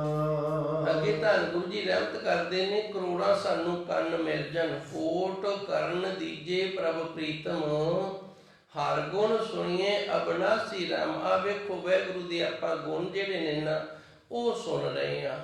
ਤੇ ਗੁਰੂ ਮਹਾਰਾਜ ਜੀ ਇੱਥੇ ਰਹਿਮਤ ਕਰਦੇ ਨੇ, ਕੋਟ ਕਰਨ, ਕਰਨ ਦਾ ਅਰਥ ਹੈ ਕੰਨ। ਇਸ ਤਰ੍ਹਾਂ ਕਰੋੜਾਂ ਕੰਨ ਨੇ ਜਿਹੜੇ ਉਹ ਸਾਨੂੰ ਮਿਲ ਜਾਣ। ਇਹਨੂੰ ਵੀ ਇਸ ਤਰ੍ਹਾਂ ਸਮਝ ਲਓ ਕਿ ਹੇ ਪਰਮਾਤਮਾ, ਅਸੀਂ ਜਦੋਂ ਤੇਰੇ ਜਸ ਨੂੰ ਸੁਣੀਏ ਨਾ, ਉਹਦੇ ਵਿੱਚ ਇਤਨੀ ਬਰਕਤ ਪਾ ਦੇ, ਇਤਨੀ ਰਹਿਮਤ ਕਰ ਦੇ ਕਿ ਇੱਕ ਵਾਰੀ ਦਾ ਤੇਰਾ ਜਸ ਸੁਣਿਆ, ਜਿਹੜਾ ਇੱਕ ਪਲ ਦਾ, ਇੱਕ ਘੰਟੇ ਦਾ ਜਸ ਜਿਹੜਾ ਤੇਰਾ ਸੁਣਿਆ ਹੈ, ਉਹਦਾ ਫਲ ਜਿਹੜਾ ਇਹ ਕਰੋੜਾਂ ਵਾਰੀ ਸੁਣੇ ਦੇ ਬਰਾਬਰ ਹੋ ਜਾਵੇ। ਇਸ ਤਰ੍ਹਾਂ ਬਰਕਤਾਂ ਪੈ ਜਾਣ ਤੇ ਫਿਰ ਤੇਰੀ ਕਿਰਪਾ ਰਹਿਮਤ ਜਿਹੜੀ ਹੈ ਉਹ ਸਾਡੇ ਤੇ ਵਰਸ਼ਣ ਲੱਗ ਜਾਵੇ। ਕੋਟ ਕਰਨ ਦੀਜੇ ਪ੍ਰਭ ਪ੍ਰੀਤਮ, ਹੈ ਮੇਰੇ ਪਿਆਰੇ ਪ੍ਰੀਤਮ ਪ੍ਰਭੂ ਜੀ, ਤੁਸੀਂ ਕਿਰਪਾ ਕਰੋ, ਇਸ ਤਰ੍ਹਾਂ ਤੇਰੇ ਜਸ ਸੁਣੇ ਦੇ ਨਾਲ ਸਾਡੇ ਤੇ ਰਹਿਮਤ ਕਿਰਪਾ ਹੋ ਜਾਵੇ, ਇਤਨੀ ਬਰਕਤ ਪੈ ਜਾਵੇ ਕਿ ਸਾਡਾ ਜਿਹੜਾ ਇਹ ਕੰਨਾਂ ਦੇ ਨਾਲ ਤੇਰੇ ਨਾਮ ਨੂੰ ਸੁਣਿਆ, ਜਸ ਨੂੰ ਸੁਣਿਆ, ਉਹ ਕਰੋੜਾਂ ਵਾਰੀ ਦੇ ਸੁਣੇ ਦੇ ਬਰਾਬਰ ਹੋ ਜਾਵੇ। ਹਰ ਗੁਣ ਸੁਣੀਏ ਅਬਨਾਸੀ ਰਾਮ। ਇਸ ਤਰ੍ਹਾਂ ਅਸੀਂ ਤੇਰੇ ਹਰੀ ਪਰਮਾਤਮਾ ਵਾਹਿਗੁਰੂ ਗੁਣਾਂ ਨੂੰ, ਜਸ ਨੂੰ ਸੁਣਦੇ ਰਹੀਏ ਜੀ। ਸੁਣ ਸੁਣ ਇਹੋ ਮਨ ਨਿਰਮਲ ਹੋਵੇ, ਕਟਿਐ ਕਾਲ ਕੀ ਫਾਸੀ ਰਾਮ। ਤਾਂ ਗੁਰੂ ਜੀ ਨੇ ਕਿਰਪਾ ਕੀਤੀ ਸੀ, ਪਹਿਲੀ ਪੌੜੀ ਦੇ ਵਿੱਚ ਜਪਣ ਦਾ ਧਿਆਨ ਕੀਤਾ ਸੀ। ਹੁਣ ਗੁਰੂ ਮਹਾਰਾਜ ਜੀ ਸੁਣਦਾ ਕਰ ਰਹੇ ਨੇ, ਸੁਣ ਸੁਣ ਇਹੋ ਮਨ ਨਿਰਮਲ ਹੋਵੇ। ਇਸ ਤਰ੍ਹਾਂ ਸੁਣ ਸੁਣ ਕੇ ਸਾਡਾ ਮਨ ਜਿਹੜਾ ਇਹ ਪਵਿੱਤਰ ਹੋ ਜਾਵੇ, ਤੇ ਮਨ ਦੀ ਪਵਿੱਤਰਤਾ ਹੀ ਜਿਹੜੀ ਹੈ, ਕੱਟੀਏ ਕਾਲ ਕੀ ਫਾਸੀ ਰਾਮ, ਜਿਹੜਾ ਕਾਲ ਹੈ ਇਹਦੀ ਫਾਈ ਜਿਹੜੀ ਹੈ ਇਹ ਕੱਟਦੀ ਹੈ। ਕਾਲ ਦਾ ਅਰਥ ਹੁੰਦਾ ਸਮਾਂ। ਮਨੁੱਖ ਜਿਹੜਾ ਇਹਦੇ ਤੇ ਜਿਹੜੀ ਮਾਰ ਪੈਂਦੀ ਹੈ ਇਹ ਸਮੇਂ ਦੀ ਪੈਂਦੀ ਹੈ। ਕੱਟੀਏ ਕਾਲ ਕੀ ਫਾਸੀ ਰਾਮ, ਜਦੋਂ ਤੱਕ ਇਹ ਅਕਾਲ ਨਹੀਂ ਹੁੰਦਾ, ਅਕਾਲ 'ਚ ਨਹੀਂ ਜਾਂਦਾ, ਉਦੋਂ ਤੱਕ ਇਹ ਕਾਲ ਦੀ ਫਾਸੀ 'ਚੋਂ ਨਹੀਂ ਨਿਕਲਦਾ। ਤੇ ਅਕਾਲ ਦੇ ਵਿੱਚ ਉਦੋਂ ਤੱਕ ਨਹੀਂ ਜਾਂਦਾ ਜਦੋਂ ਤੱਕ ਇਹ ਵਰਤਮਾਨ ਦੇ ਵਿੱਚ ਨਹੀਂ ਆਉਂਦਾ। ਇਹ ਥੋੜੀ ਜਿਹੀ ਡੰਗਿਆਈ ਵਾਲੀ ਗੱਲ ਹੈ, ਸਮਝਣ ਦਾ ਯਤਨ ਕਰਨਾ ਆਪਾਂ, ਸ਼ਾਇਦ ਗੱਲ ਪਕੜ ਦੇ ਵਿੱਚ ਆ ਜਾਵੇ। ਕੋਟ ਕਰਨ ਦੀਜੇ ਪ੍ਰਭ ਪ੍ਰੀਤਮ, ਹੇ ਵਾਹਿਗੁਰੂ ਤੂੰ ਕਿਰਪਾ ਕਰ, ਸਾਡੇ ਤੇ ਰਹਿਮਤ ਕਰ, ਸਾਨੂੰ ਨਾ ਤੇਰਾ ਨਾਮ ਸੁਣਨ ਦਾ ਜਿਹੜਾ ਲਾਹਾ ਹੈ ਉਹਦੇ ਵਿੱਚ ਬਰਕਤਾਂ ਪੈ ਜਾਣ, ਰਹਿਮਤਾਂ ਪੈ ਜਾਣ, ਇਤਨੀਆਂ ਵੱਡੀਆਂ ਬਰਕਤਾਂ ਪੈ ਜਾਣ ਕਿ ਇੱਕ ਵਾਰੀ ਇਹਨਾਂ ਕੰਨਾਂ ਦੇ ਨਾਲ ਤੇਰਾ ਜਿਹੜਾ ਅਸੀਂ ਨਾਮ ਸੁਣਦੇ ਹਾਂ, ਜਸ ਸੁਣਦੇ ਹਾਂ, ਉਹਦਾ ਲਾਹਾ ਜਿਹੜਾ ਇਹ ਕਰੋੜਾਂ ਵਾਰੀ ਦੇ ਸੁਣੇ ਜਿੰਨਾ ਸਾਨੂੰ ਪ੍ਰਾਪਤ ਹੋ ਜਾਵੇ। ਇਸ ਤਰ੍ਹਾਂ ਤੇਰੇ ਨਾਮ ਨੂੰ ਸੁਣਦਿਆਂ ਸੁਣਦਿਆਂ ਸਾਡਾ ਮਨ ਜਿਹੜਾ ਇਹ ਪਵਿੱਤਰ ਹੋ ਜਾਵੇ। ਜਦੋਂ ਮਨ ਦੀ ਪਵਿੱਤਰਤਾ ਹੀ ਬਣ ਗਈ ਤੇ ਫਿਰ ਜਿਹੜਾ ਸਮਾਂ ਹੈ ਇਹਦੀ ਜਿਹੜੀ ਮਾਰ ਹੈ, ਇਹਦੀ ਜਿਹੜੀ ਫਾਈ ਹੈ ਇਹ ਕੱਟੀ ਜਾਏਗੀ। ਹੁਣ ਸਮੇਂ ਦੀ ਫਾਈ ਇਹੀ ਹੈ, ਜੋ ਅਸੀਂ ਕਰਮ ਕੀਤੇ ਨੇ ਉਹ ਇੱਕ ਕਿਤਾਬ ਬਣੀ ਹੋਈ ਹੈ, ਤੇ ਸਮੇਂ ਦੇ ਅਨੁਸਾਰ ਇਹ ਕਿਤਾਬ ਦੇ ਜਿਹੜੇ ਪੰਨੇ ਨੇ ਨਾ ਇਹ ਅੱਗੇ ਤੋਂ ਅੱਗੇ ਅਸੀਂ ਪਲਟੀ ਜਾਂਦੇ ਹਾਂ। ਜਿਵੇਂ ਨਵਾਂ ਦਿਨ ਚੜ੍ਹ ਗਿਆ, ਜੋ ਕੱਲ ਦੇ ਕਰਮ ਸਨ ਕੱਲ ਭੋਗ ਲਏ ਨੇ, ਜਿਹੜੇ ਅੱਜ ਲਿਖੇ ਨੇ ਅੱਜ ਭੋਗ ਲਵਾਂਗੇ। ਜਿਹੜੇ ਪਰਸੋਂ ਵਾਲੇ ਤੇ ਲਿਖੇ ਨੇ ਉਹ ਪਰਸੋਂ ਭੋਗੇ ਜਾਣਗੇ। ਇਸ ਤਰ੍ਹਾਂ ਜਿਵੇਂ ਜਿਵੇਂ ਸਾਡੀ ਉਮਰ ਦੇ ਵਿੱਚ ਸਾਡੇ ਨਾਲ ਸਮਾਂ ਵਿਚਰ ਰਿਹਾ, ਉਸੇ ਤਰ੍ਹਾਂ ਅਸੀਂ ਆਪਣੇ ਕਰਮਾਂ ਨੂੰ ਭੋਗ ਰਹੇ ਹਾਂ। ਤੇ ਜਦੋਂ ਇਹ ਸਮਾਂ ਮਾਣੇ ਜਿਹੜਾ ਇਹ ਪਵਿੱਤਰ ਹੋ ਜਾਵੇ, ਇਹ ਫਿਰ ਅਕਾਲ ਦੇ ਵਿੱਚ ਚਲਾ ਜਾਂਦਾ ਹੈ, ਇਹ ਵਰਤਮਾਨ ਦੇ ਵਿੱਚ ਰਹਿਣ ਲੱਗ ਜਾਂਦਾ। ਜਦੋਂ ਵਰਤਮਾਨ ਦੇ ਵਿੱਚ ਵਿਚਰਦਾ ਹੈ ਤੇ ਫਿਰ ਇਹ ਕਾਲ ਜਿਹੜਾ ਸਾਡੇ ਕਰਮ ਨੇ ਜਿਹੜੇ ਉਹ ਇਹਦੇ ਤੋਂ ਬਖਸ਼ੇ ਜਾਂਦੇ ਨੇ, ਰਹਿਮਤ ਹੋ ਜਾਂਦੀ ਹੈ, ਕਿਰਪਾ ਹੋ ਜਾਂਦੀ ਹੈ, ਅਸੀਂ ਲੇਖੇ ਤੋਂ ਬਚ ਜਾਂਦੇ ਹਾਂ। ਇਸ ਤਰ੍ਹਾਂ ਗੁਰੂ ਜੀ ਰਹਿਮਤ ਕਰਦੇ ਨੇ, ਤੇਰੇ ਨਾਮ ਨੂੰ ਸੁਣ ਕੇ ਸਾਡੇ ਮਨ ਦੀ ਪਵਿੱਤਰਤਾ ਹੀ ਬਣ ਜੇ। ਜਦੋਂ ਤੱਕ ਮਨ ਪਵਿੱਤਰ ਨਹੀਂ ਹੁੰਦਾ ਉਦੋਂ ਤੱਕ ਮਨ ਵਰਤਮਾਨ ਦੇ ਵਿੱਚ ਨਹੀਂ ਰਹਿੰਦਾ। ਮਨ ਜਿਹੜਾ ਇਹ ਜਾਂ ਤਾਂ ਵਰਤਮਾਨ ਤੋਂ ਅੱਗੇ ਚਲਾ ਜਾਂਦਾ ਹੈ ਜਾਂ ਵਰਤਮਾਨ ਤੋਂ ਪਿੱਛੇ ਚਲਾ ਜਾਂਦਾ ਹੈ। ਬਸ ਇਸੇ ਦਾ ਨਾਮ ਹੀ ਹੈ ਕਿ ਮਨ ਜਿਹੜਾ ਇਹ ਸਮੇਂ ਦੇ ਵਿੱਚ ਵਿਚਰਦਾ ਹੈ। ਜਦੋਂ ਮਨ ਸਮੇਂ ਦੇ ਵਿੱਚ ਵਿਚਰਦਾ, ਵਰਤਮਾਨ ਦੇ ਵਿੱਚ ਨਹੀਂ ਰਹਿੰਦਾ, ਫਿਰ ਇਹਦੀ ਇਕਾਗਰਤਾ ਜਿਹੜੀ ਉਹ ਭੰਗ ਹੁੰਦੀ ਰਹਿੰਦੀ ਹੈ ਤੇ ਇਸ ਦੇ ਨਾਲ ਇਸ ਨੂੰ ਮਹਿਲ ਲੱਗਦੀ ਰਹਿੰਦੀ ਹੈ। ਜਦੋਂ ਉਸ ਪ੍ਰਭੂ ਪਰਮਾਤਮਾ ਦਾ ਨਾਮ ਸੁਣਾਂਗੇ ਫਿਰ ਮਨ ਪਵਿੱਤਰ ਹੋ ਜਾਏਗਾ, ਇਹ ਵਰਤਮਾਨ ਦੇ ਵਿੱਚ ਰਹੇਗਾ, ਫਿਰ ਕਰਮਾਂ ਦਾ ਜਿਹੜਾ ਲੇਖਾ ਹੈ ਇਹ ਛੁੱਟ ਜਾਂਦਾ ਹੈ ਜੀ। ਕਟਿਐ ਜਮ ਫਾਸੀ ਸਿਮਰ ਅਬਨਾਸੀ ਸਗਲ ਮੰਗਲ ਸੁਗਿਆਨਾ। ਇਸ ਤਰ੍ਹਾਂ ਨਾਮ ਸੁਣ ਕੇ ਉਸ ਪ੍ਰਭੂ ਪਰਮਾਤਮਾ ਦਾ ਜਮਾਂ ਦੀ ਫਾਸੀ ਜਿਹੜੀ ਉਹ ਕੱਟੀ ਜਾਂਦੀ ਏ। ਸਿਮਰ ਅਬਨਾਸੀ ਤਾਂ ਤੇ ਗੁਰੂ ਜੀ ਪ੍ਰੇਰਨਾ ਨਾਸ ਤੋਂ ਰਹਿ ਤੇ ਉਹਦਾ ਸਿਮਰਨ ਕਰੀਏ। ਸਗਲ ਮੰਗਲ ਸੁਗਿਆਨਾ, ਸਭ ਤੋਂ ਵੱਡੀ ਖੁਸ਼ੀ ਇਹੀ ਹੈ, ਮੰਗਲਾਚਰਨ ਜਿਹੜਾ ਉਹ ਇਹੀ ਹੈ। ਸੋ ਗਿਆਨਾਂ ਤੇ ਸ੍ਰੇਸ਼ਟ ਗਿਆਨ ਵੀ ਇਹੀ ਹੈ। ਸਭ ਤੋਂ ਵੱਡਾ ਗਿਆਨ, ਸ੍ਰੇਸ਼ਟ ਗਿਆਨ ਹੈ ਜਿਹੜਾ ਉਹ ਇਹੀ ਹੈ ਕਿ ਉਸ ਪ੍ਰਭੂ ਪਰਮਾਤਮਾ ਦੇ ਨਾਮ ਨੂੰ ਜਪਣਾ ਕਰੀਏ, ਉਸ ਦੇ ਨਾਮ ਨੂੰ ਸੁਣਨਾ ਕਰੀਏ। ਉਸ ਦੇ ਨਾਮ ਦੇ ਸੁਣਨ ਦੇ ਨਾਲ ਜਮਾਂ ਦੀ ਫਾਸੀ ਕੱਟੀ ਜਾਂਦੀ ਹੈ ਜੀ।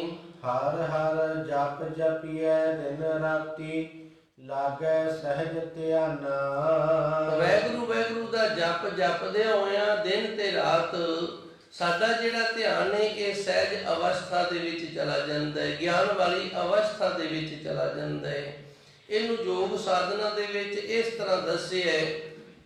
ਵੈਸੇ ਇਹਦੇ 8 ਨਿਯਮ ਨੇ, ਜਿਹੜੇ ਪਿਛਲੇ 3 ਨਿਯਮ ਨੇ ਨਾ ਉਹ ਨੇ ਧਾਰਨ, ਧਿਆਨ ਤੇ ਸਮਾਧੀ। ਧਾਰਨਾ ਦਾ ਅਰਥ ਹੈ ਤੂੰ ਧਾਰਨ ਕੀ ਕੀਤਾ ਹੈ, ਤੇ ਧਿਆਨ ਜਿਸ ਨੂੰ ਤੂੰ ਧਾਰਨ ਕੀਤਾ ਤੇਰਾ ਧਿਆਨ ਉਹਦੇ ਵਿੱਚ ਟਿਕਿਆ ਹੋਇਆ ਹੈ, ਤੇ ਸਮਾਧੀ ਜਿਸ ਨੂੰ ਤੂੰ ਧਾਰਨ ਕੀਤਾ ਤੇਰਾ ਧਿਆਨ ਉਹਦੇ ਵਿੱਚ ਟਿਕਿਆ ਹੋਇਆ ਤੇ ਫਿਰ ਤੂੰ ਸਮਾਧੀ ਦੇ ਵਿੱਚ ਲੀਨ ਹੋ ਜਾਏਗਾ। ਯੋਗ ਸਾਧਨਾ ਦੇ 8 ਅੰਗ ਮੰਨੇ ਹੋਏ ਨੇ। ਇਹਨਾਂ 8 ਅੰਗਾਂ ਦੇ ਵਿੱਚੋਂ ਪਹਿਲੇ ਨੇ ਜਿਹੜੇ ਸਾਮਦਾਮ, ਇਸ ਤਰ੍ਹਾਂ ਅਭਿਆਸ, ਆਸਨ, ਇਹ ਉਹਨਾਂ ਦੇ ਨਾਂ ਨੇ। ਇਹਨਾਂ ਦੇ ਜਿਹੜੇ ਪਿਛਲੇ 3 ਨੇ ਨਾ ਉਹ ਇਸ ਤਰ੍ਹਾਂ ਨੇ। ਪਹਿਲੇ ਦਾ ਨਾਂ ਹੈ ਧਾਰਨ, ਦੂਜੇ ਦਾ ਨਾਂ ਹੈ ਧਿਆਨ ਤੇ ਤੀਸਰੇ ਦਾ ਨਾਂ ਹੈ ਸਮਾਧੀ। ਧਾਰਨ ਦਾ ਅਰਥ ਹੈ ਤੂੰ ਧਾਰਨ ਕੀ ਕੀਤਾ ਹੈ। ਅਸੀਂ ਧਾਰਨ ਕੀ ਕੀਤਾ ਹੈ, ਵਾਹਿਗੁਰੂ ਨਾਮ ਨੂੰ ਧਾਰਨ ਕੀਤਾ ਹੈ। ਧਿਆਨ, ਜਦੋਂ ਅਸੀਂ ਵਾਹਿਗੁਰੂ ਆਖਦੇ ਹਾਂ ਕਿ ਸਾਡਾ ਧਿਆਨ ਵਾਹਿਗੁਰੂ ਦੇ ਵਿੱਚ ਟਿਕਿਆ ਹੋਇਆ ਹੈ, ਕੇਵਲ ਜ਼ਬਾਨ ਦੇ ਨਾਲ ਜਾਂ ਕਿਸੇ ਹੋਰ ਕਿਰਿਆ ਦੇ ਨਾਲ ਤਾਂ ਨਹੀਂ ਵਾਹਿਗੁਰੂ ਆਖ ਰਹੇ ਤੇ ਧਿਆਨ ਕਿਤੇ ਹੋਰ ਹੀ ਤੁਰਿਆ ਫਿਰਦਾ। ਜੇ ਧਾਰਨ ਦੇ ਵਿੱਚ ਧਿਆਨ ਸਾਡਾ ਟਿਕਿਆ ਹੋਇਆ ਤੇ ਸਮਾਧੀ, ਫਿਰ ਇੱਕ ਛਿਣ ਦੇ ਵਿੱਚ ਸਮਾਧੀ ਲੱਗ ਜਾਂਦੀ, ਸਮਾਧੀ ਚ ਲੀਨ ਹੋ ਜਾਈਦਾ ਹੈ। ਉਹੀ ਗੱਲ ਧੰਨ ਗੁਰੂ ਮਹਾਰਾਜ ਜੀ ਸੱਚੇ ਸਤਿਗੁਰ ਗੁਰਬਾਣੀ ਸਾਨੂੰ ਇੱਥੇ ਦੱਸ ਰਹੀ, ਹਰ ਹਰ ਜਪ ਜਪੀਏ। ਹਰੀ ਪਰਮਾਤਮਾ ਵਾਹਿਗੁਰੂ ਦਾ ਜਿਹੜਾ ਜਪ ਹੈ ਇਹਨੂੰ ਜਪਣਾ ਕਰੀਏ, ਦਿਨ ਰਾਤੀ, ਦਿਨ ਤੇ ਰਾਤ ਇਹਨੂੰ ਜਪਣਾ ਕਰੀਏ। ਲਾਗੇ ਸਹਿਜ ਧਿਆਨਾ। ਇਸ ਤਰ੍ਹਾਂ ਨਾਮ ਜਪਦਿਆਂ ਜਪਦਿਆਂ ਜਪਦਿਆਂ ਜਪਦਿਆਂ, ਹੁਣ ਇੱਥੇ ਸਹਿਜ ਦਾ ਅਰਥ ਹੈ ਸੁਤੇ ਸਿੱਧ, ਆਪਣੇ ਆਪ ਹੀ। ਇਹ ਯਤਨ ਦੇ ਨਾਲ ਵੀ ਨਹੀਂ ਹੋਏਗਾ, ਆਪਣੇ ਆਪ ਸੁਤੇ ਸਿੱਧ ਸਾਡਾ ਧਿਆਨ ਹੈ ਨਾ ਜਿਹੜਾ ਇਹ ਨਾਮ ਦੇ ਵਿੱਚ ਲੱਗ ਜਾਵੇ। ਇਸ ਨੂੰ ਫਿਰ ਗੁਰੂ ਨਾਨਕ ਦੇਵ ਜੀ ਨੇ ਗੁਰਬਾਣੀ ਦੇ ਅੰਦਰ ਇਸ ਤਰ੍ਹਾਂ ਆਖਿਆ, ਸ਼ਬਦ ਸੁਰਤ ਕਾ ਮੇਲ। ਇਹ ਸ਼ਬਦ ਦਾ ਸੁਰਤ ਦੇ ਨਾਲ ਮੇਲ ਹੋ ਗਿਆ, ਭਾਵ ਧਿਆਨ ਹੈ ਜਿਹੜਾ ਉਹ ਸ਼ਬਦ ਦੇ ਵਿੱਚ ਟਿਕ ਗਿਆ। ਜਦੋਂ ਧਿਆਨ ਸ਼ਬਦ ਦੇ ਵਿੱਚ ਟਿਕ ਗਿਆ ਤੇ ਫਿਰ ਜਿਹੜੀ ਸੁਰਤ ਹੈ ਸਾਡੀ ਜਿਹੜੀ ਉਹ ਪਾਸੇ ਨਹੀਂ ਜਾਂਦੀ। ਜਿੱਥੇ ਧਿਆਨ ਟਿਕ ਜਾਵੇ, ਜਿੱਥੇ ਟਿਕੀ ਲੱਗ ਜਾਵੇ, ਉੱਥੇ ਹੀ ਮਨ ਹੈ ਜਿਹੜਾ ਇਹ ਰੁਕ ਜਾਂਦਾ ਹੈ। ਕਿਉਂਕਿ ਮਨ ਦੀ ਜਿਹੜੀ ਸਵਾਰੀ ਹੈ ਇਹ ਧਿਆਨ ਹੈ।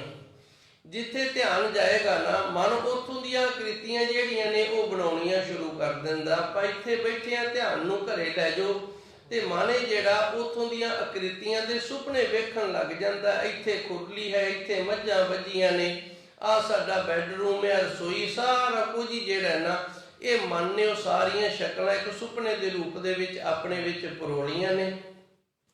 ਜੇ ਧਿਆਨ ਨਾ ਜਾਵੇ ਤੇ ਫਿਰ ਮਨ ਨਹੀਂ ਜਾਂਦਾ।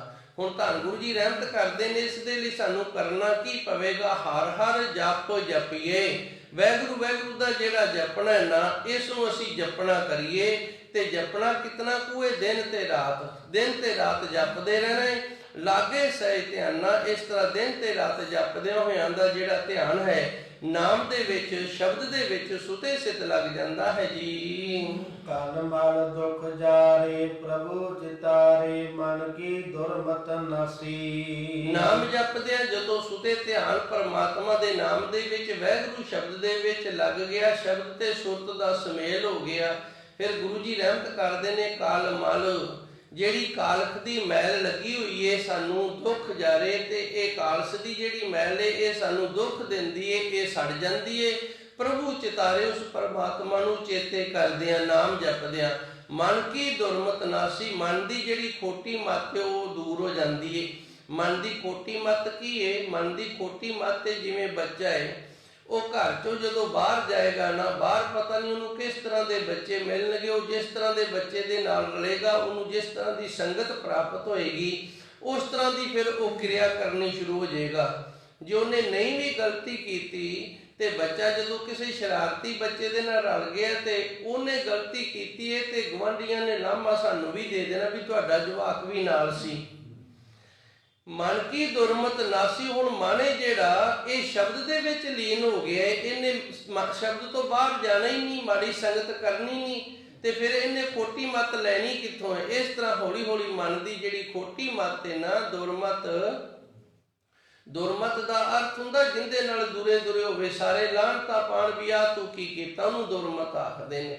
ਇਸ ਤਰ੍ਹਾਂ ਮਨ ਜਿਹੜਾ ਬਾਹਰ ਵਕਾਰਾਂ ਵਿੱਚ, ਬੁਰਾਈਆਂ ਵਿੱਚ ਜਾਂਦਾ ਸੀ, ਉਹ ਸਾਰਾ ਦੂਰ ਹੋ ਗਿਆ ਹੈ ਜੀ। ਕਹੋ ਨਾਨਕ ਪ੍ਰਭ ਕਿਰਪਾ ਕੀਜੈ ਹਰ ਗੁਣ ਸੁਣੀ ਹੈ ਅਬਨਾਸੀ। ਤਾਂ ਗੁਰੂ ਮਹਾਰਾਜ ਜੀ ਰਹਿਮਤ ਕਰਦੇ ਨੇ, ਹੇ ਮੇਰੇ ਪਰਮਾਤਮਾ, ਹੇ ਮੇਰੇ ਵਾਹਿਗੁਰੂ ਜੀ, ਸਾਡੇ ਤੇ ਵੀ ਕਿਰਪਾ ਕਰ ਦਿਓ, ਅਸੀਂ ਵੀ ਇਸ ਤਰ੍ਹਾਂ ਤੇਰੇ ਨਾਮ ਨੂੰ ਸਰਵਣ ਕਰਨਾ ਕਰੀਏ ਜੀ। ਕਰੋੜ ਹਸਤ ਤੇਰੀ ਟਹਿਲ ਕਮਾਵਹਿ ਚਰਨ ਚਲੈ ਪ੍ਰਮਾਰਗ ਰਾਮ। ਤਾਂ ਗੁਰੂ ਜੀ ਨੇ ਰਹਿਮਤ ਕੀਤੀ ਪਹਿਲੀ ਪੌੜੀ ਦੇ ਅੰਦਰ ਪ੍ਰਭੂ ਪਰਮਾਤਮਾ ਦਾ ਨਾਮ ਜਪਣ ਦਾ, ਦੂਜੀ ਦੇ ਵਿੱਚ ਸੁਣਨ ਦਾ, ਤੇ ਹੁਣ ਗੁਰੂ ਦੀ ਸੇਵਾ ਜਿਹੜੀ ਇਹ ਗੁਰੂ ਜੀ ਨੇ ਸਾਨੂੰ ਦੱਸੀ। ਕਰੋੜ ਹਸਤ ਤੇਰੀ ਟਹਿਲ ਕਮਾਵੇ, ਇਹਨੂੰ ਵੀ ਉਸੇ ਤਰ੍ਹਾਂ ਸਮਝ ਲੈਣਾ ਵੀ ਕਿਰਪਾ ਕਰ, ਅਸੀਂ ਇਹਨਾਂ ਦੋ ਹੱਥਾਂ ਦੇ ਨਾਲ ਜਦੋਂ ਤੇਰੀ ਸੇਵਾ ਕਰੀਏ ਤੇ ਉਹਦੇ ਵਿੱਚ ਇਤਨੀ ਬਰਕਤ ਪਾ ਦੇਵੀਂ, ਇਤਨੀ ਰਹਿਮਤ ਕਰ ਦੇਵੀਂ ਕਿ ਕਰੋੜਾਂ ਹੱਥਾਂ ਦੇ ਨਾਲ ਕੀਤੀ ਹੋਈ ਸੇਵਾ ਜਿੰਨੀ ਇਹ ਸੇਵਾ ਜਿਹੜੀ ਹੈ ਇਹ ਸਫਲ ਹੋ ਜਾਵੇ। ਕਰੋੜ ਹਸਤ ਤੇਰੀ ਟਹਿਲ ਕਮਾਵੇ, ਚਰਨ ਚੱਲੇ ਪ੍ਰਭ ਮਾਰਗ ਰਾਮ, ਤੇ ਸਾਡੇ ਪੈਰ ਨੇ ਨਾ ਜਿਹੜੇ ਇਹ ਤੇਰੇ ਮਾਰਗ ਤੇ ਤੁਰਨ।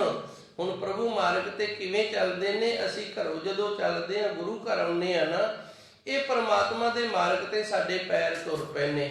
ਤੇ ਜਦੋਂ ਘਰੋਂ ਚੱਲ ਕੇ ਕਿਸੇ ਠੇਕੇ ਵੱਲ ਜਾਂ ਕਿਸੇ ਹੋਰ ਬੁਰੇ ਪਾਸੇ ਜਾਂਦੇ ਆ ਤੇ ਫਿਰ ਇਹ ਗੁਰੂ ਮਾਰਗ ਤੇ ਥੋੜੀ ਗਏ ਨੇ, ਪ੍ਰਭੂ ਮਾਰਗ ਤੇ ਥੋੜੀ ਗਏ ਨੇ, ਤੇ ਫਿਰ ਬੁਰਾ ਕਰਨ ਵਾਸਤੇ ਤੁਰੇ ਨੇ ਨਾ, ਬੁਰੇ ਪਾਸੇ ਗਏ ਚਲੇ ਨੇ ਨਾ। ਸੋ ਗੁਰੂ ਜੀ ਰਹਿਮਤ ਕਰਦੇ ਨੇ, ਕਰੋੜ ਹਸਤ ਤੇਰੀ ਟਹਿਲ ਕਮਾਵੇ, ਕਿਰਪਾ ਕਰ, ਸਾਡੀ ਸੇਵਾ ਨੂੰ ਪ੍ਰਵਾਨ ਕਰ, ਤੇ ਇਹਦੇ ਵਿੱਚ ਬਰਕਤਾਂ ਪਾ। ਚਰਨ ਚੱਲੇ ਪ੍ਰਭ ਮਾਰਗ ਰਾਮ, ਤੇ ਅਸੀਂ ਪੈਰਾਂ ਦੇ ਨਾਲ ਤੇਰੇ ਦਰ ਤੇ ਚੱਲ ਕੇ ਆਉਣਾ ਕਰੀਏ ਜੀ। ਭਵ ਸਾਗਰ ਨਾਵ ਹਰ ਸੇਵਾ ਜੋ ਚੜ੍ਹੈ ਤਿਸ ਤਾਰਗ ਰਾਮ। ਇਹ ਸੰਸਾਰ ਜਿਹੜਾ ਇਹ ਅੱਗ ਦਾ ਸਾਗਰ ਹੈ। ਭਵ ਦਾ ਅਰਥ ਹੁੰਦਾ ਅੱਗ, ਇਹ ਦੋ ਸ਼ਬਦਾਂ ਤੋਂ ਬਣਿਆ। ਭਵ ਜਲ, ਭਵ ਦਾ ਅਰਥ ਹੈ ਅੱਗ ਤੇ ਜਲ ਦਾ ਅਰਥ ਹੈ ਪਾਣੀ। ਉਤਪਤੀ ਜਿਹੜੀ ਉਹ ਪਾਣੀ ਤੋਂ ਹੁੰਦੀ ਹੈ ਤੇ ਅੰਤ ਜਿਹੜਾ ਉਹ ਗਲ ਸੜ ਕੇ ਹੁੰਦਾ, ਤਾਂ ਇਹਨੂੰ ਭਵ ਜਲ ਆਖਿਆ ਜਾਂਦਾ। ਭਵ ਸਾਗਰ ਇਹ ਅੱਗ ਦਾ ਸਾਗਰ ਹੈ। ਨਾਵ ਹਰ, ਇਹਦੇ ਚ ਬੇੜੀ ਹੈ ਜਿਹੜੀ ਉਹ ਵਾਹਿਗੁਰੂ ਨਾਮ ਦੀ ਹੈ। ਨਾਵ ਦਾ ਅਰਥ ਹੈ ਕਿਸ਼ਤੀ, ਨਾਵ ਦਾ ਅਰਥ ਹੈ ਬੇੜੀ। ਨਾਮ ਹਰ ਸੇਵਾ, ਜਿਹੜੀ ਹਰੀ ਪਰਮਾਤਮਾ ਦੀ ਸੇਵਾ ਕਰਨੀ ਹੈ, ਇਹ ਇਸ ਅੱਗ ਦੇ ਸਾਗਰ ਦੇ ਵਿੱਚ ਕਿਸ਼ਤੀ ਤਿਆਰ ਕਰ ਲੈਣੀ ਹੈ। ਜੋ ਚੜੇ, ਹੁਣ ਚੜੇਗਾ ਕਿਹੜਾ? ਜਿਹੜਾ ਵਾਹਿਗੁਰੂ ਵਾਹਿਗੁਰੂ ਆਖੇਗਾ, ਗੁਰੂ ਦੀ ਸੇਵਾ ਕਰੇਗਾ। ਤਿਸ ਤਾਰਗ ਰਾਮ, ਗੁਰੂ ਫਿਰ ਕਿਰਪਾ ਕਰਦਾ, ਉਸ ਨੂੰ ਤਾਰ ਲੈਂਦਾ ਹੈ ਜੀ। ਭਵ ਜਲ ਤਰਿਆ ਹਰ ਹਰ ਸਿਮਰਿਆ ਸਗਲ ਮਨੋਰਥ ਪੂਰੇ। ਜਿਹੜੇ ਗੁਰਮੁਖ ਪਿਆਰੇ ਨੇ ਵਾਹਿਗੁਰੂ ਵਾਹਿਗੁਰੂ ਦਾ ਸਿਮਰਨ ਕਰ ਲਿਆ, ਉਹ ਇਸ ਸੰਸਾਰ ਦੇ ਵਿੱਚੋਂ ਪਾਰ ਹੋ ਗਏ ਤੇ ਉਸ ਦੇ ਮਨ ਦੇ ਜਿਤਨੇ ਵੀ ਮਨੋਰਥ ਨੇ ਨਾ, ਉਹ ਸਾਰੇ ਪੂਰੇ ਹੋ ਜਾਂਦੇ ਨੇ। ਮੈਂ ਇੱਕ ਵਾਰੀ ਫਿਰ ਇਸ ਤੀਸਰੀ ਪੌੜੀ ਦੀ ਥੋੜੀ ਜਿਹੀ ਮਿਹਨਤ ਕਰਦਿਆਂ, ਗੁਰੂ ਜੀ ਨੇ ਕਿਰਪਾ ਕੀਤੀ। ਕਰੋੜ ਹਸਤ ਤੇਰੀ ਟਹਿਲ ਕਮਾਵੈ, ਚਰਨ ਚੱਲੇ ਪ੍ਰਭ ਮਾਰਗ ਰਾਮ। ਸੱਚੇ ਸਤਿਗੁਰ ਦੇ ਦਰ ਦੀ ਸੇਵਾ ਦਾ ਲਾਹਾ ਹੈ ਜਿਹੜਾ, ਇਹਦੇ ਵਿੱਚ ਜੇ ਬਰਕਤਾਂ ਪੈ ਜਾਣ ਤੇ ਗੁਰੂ ਮਹਾਰਾਜ ਜੀ ਰਹਿਮਤ ਕਰਦੇ ਨੇ, ਫਿਰ ਬੜੀ ਛੇਤੀ ਕਿਰਪਾ ਹੁੰਦੀ ਏ। ਤੇ ਹੇ ਪਰਮਾਤਮਾ, ਕਿਰਪਾ ਕਰ ਸਾਡੇ ਪੈਰ ਨਾ ਤੇਰੇ ਮਾਰਗ ਵਾਲੇ ਪਾਸੇ ਆਉਣ, ਬੁਰੇ ਪਾਸੇ ਜਾਣਾ ਨਾ ਕਰਨ। ਇਸ ਤਰ੍ਹਾਂ ਭਵ ਸਾਗਰ ਨਾਵ ਹਰ ਸੇਵਾ, ਹਰੀ ਪਰਮਾਤਮਾ ਦਾ ਨਾਮ ਜਪਣਾ, ਜਿਹੜਾ ਗੁਰੂ ਦੀ ਸੇਵਾ ਕਰਨੀ ਹੈ, ਸੰਗਤ ਦੀ ਸੇਵਾ ਕਰਨੀ ਹੈ, ਇਹ ਬੇੜੀ ਤਿਆਰ ਕਰ ਲੈਣੀ ਹੈ ਜਿਹੜੀ ਇਸ ਸੰਸਾਰ ਸਾਗਰ ਤੋਂ ਸਾਨੂੰ ਪਾਰ ਕਰ ਦੇਗੀ। ਜੋ ਚੜੇ ਤਿਸ ਤਾਰਗ ਰਾਮ, ਵਾਹਿਗੁਰੂ ਕਿਰਪਾ ਕਰਦਾ, ਉਸ ਨੂੰ ਤਾਰ ਲੈਂਦਾ ਜਿਹੜਾ ਇਹਦੇ ਤੇ ਸਵਾਰ ਹੁੰਦਾ ਹੈ।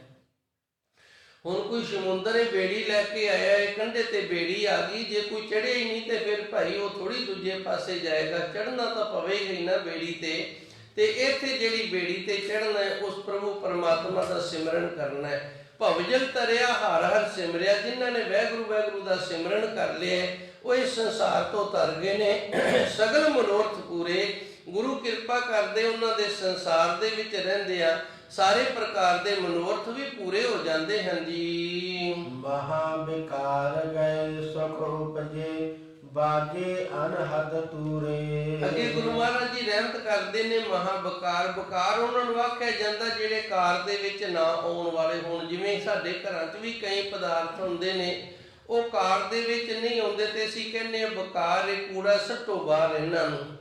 ਸਾਡੇ ਸਰੀਰ ਦੇ ਅੰਦਰ ਵੀ ਇਸ ਤਰ੍ਹਾਂ ਦੇ ਕਈ ਵਕਾਰ ਨੇ। ਗੁਰੂ ਜੀ ਰਹਿਮਤ ਕਰਦੇ ਨੇ, ਮਹਾ ਬਕਾਰ ਗਏ ਸੁਖ ਉਪਜੇ, ਜਦੋਂ ਸਰੀਰ ਦੇ ਵਿੱਚੋਂ ਗੰਦਗੀ ਨਿਕਲ ਗਈ ਤੇ ਫਿਰ ਸੁਖ ਦੀ ਪ੍ਰਾਪਤੀ ਹੋਣੀ ਹੈ, ਸੁਖ ਪੈਦਾ ਹੋਏਗਾ। ਜਦੋਂ ਅੰਦਰ ਸੁਖ ਪੈਦਾ ਹੋ ਗਿਆ, ਬਾਜੇ ਅਣਹਦ ਤੂਰੇ, ਸੱਚੇ ਸਤਿਗੁਰ ਦੇ ਨਾਮ ਦੇ ਅੰਦਰ ਸ਼ਬਦ ਵੱਜਣਗੇ ਜੀ। ਮਨ ਵਾਸਦ ਫਲ ਪਾਏ ਸਗਲੇ, ਕੁਦਰਤ ਕੀਮ ਅਪਾਰਗ। ਮਨ ਵਾਚਕ ਦਾ ਅਰਥ ਜੋ ਵੀ ਮਨ ਦੀ ਇੱਛਾ ਹੈ ਫਲ ਪਾਏ, ਸਾਰੇ ਪ੍ਰਕਾਰ ਦੇ ਫਲ ਪ੍ਰਾਪਤ ਹੋ ਜਾਂਦੇ ਨੇ। ਕੁਦਰਤ ਕੀਮ ਅਪਾਰਗ, ਉਹ ਸੱਚੇ ਸਤਿਗੁਰ ਦੀ ਇਹ ਸ਼ਕਤੀ ਹੈ ਤੇ ਐ ਪਾਰਗ, ਇਹਦਾ ਅੰਤ ਕੋਈ ਨਹੀਂ। ਇਤਨੀ ਮਹਾਨ ਸ਼ਕਤੀ ਉਸ ਵਾਹਿਗੁਰੂ ਦੀ, ਇਹਦੀ ਕੀਮਤ ਜਿਹੜੀ ਕੋਈ ਨਹੀਂ ਪਾ ਸਕਦਾ, ਇਹਦਾ ਅੰਤ ਕੋਈ ਨਹੀਂ ਪਾ ਸਕਦਾ। ਇਹ ਸ਼ਕਤੀ ਉਸ ਪ੍ਰਭੂ ਪਰਮਾਤਮਾ ਨੇ ਆਪਣੇ ਨਾਮ ਦੇ ਵਿੱਚ ਵਸਾਈ ਹੋਈ ਹੈ। ਜਿਹੜਾ ਗੁਰਮੁਖ ਪਿਆਰਾ ਉਸ ਦੇ ਨਾਮ ਦੇ ਨਾਲ ਜੁੜ ਜਾਂਦਾ ਹੈ, ਨਾਮ ਜਪਦਾ, ਸਿਮਰਨ ਕਰਦਾ, ਸੱਚੇ ਸਤਿਗੁਰ ਕਿਰਪਾ ਕਰਦੇ ਨੇ, ਫਿਰ ਇਹ ਸ਼ਕਤੀ ਉਹਦੇ ਵਿੱਚ ਆ ਜਾਂਦੀ ਹੈ। ਮਨ ਵਾਂਛਤ ਫਲ ਪਾਏ ਸਗਲੇ, ਫਿਰ ਉਹਨੂੰ ਸਾਰੇ ਮਨ ਇੱਛਤ ਫਲ ਜਿਹੜੇ ਨੇ ਉਹ ਪ੍ਰਾਪਤ ਹੋ ਜਾਂਦੇ ਨੇ। ਕੁਦਰਤ ਕੀਮ ਅਪਾਰਗ, ਸੱਚੇ ਸਤਿਗੁਰ ਦੀ ਕੁਦਰਤ ਹੈ ਜਿਹੜੀ, ਇਹਦੀ ਕੀਮਤ ਦਾ ਕੋਈ ਅੰਤ ਨਹੀਂ। ਅਸੀਂ ਵੀ ਇਸ ਕੁਦਰਤ ਦਾ ਹਿੱਸਾ ਹਾਂ।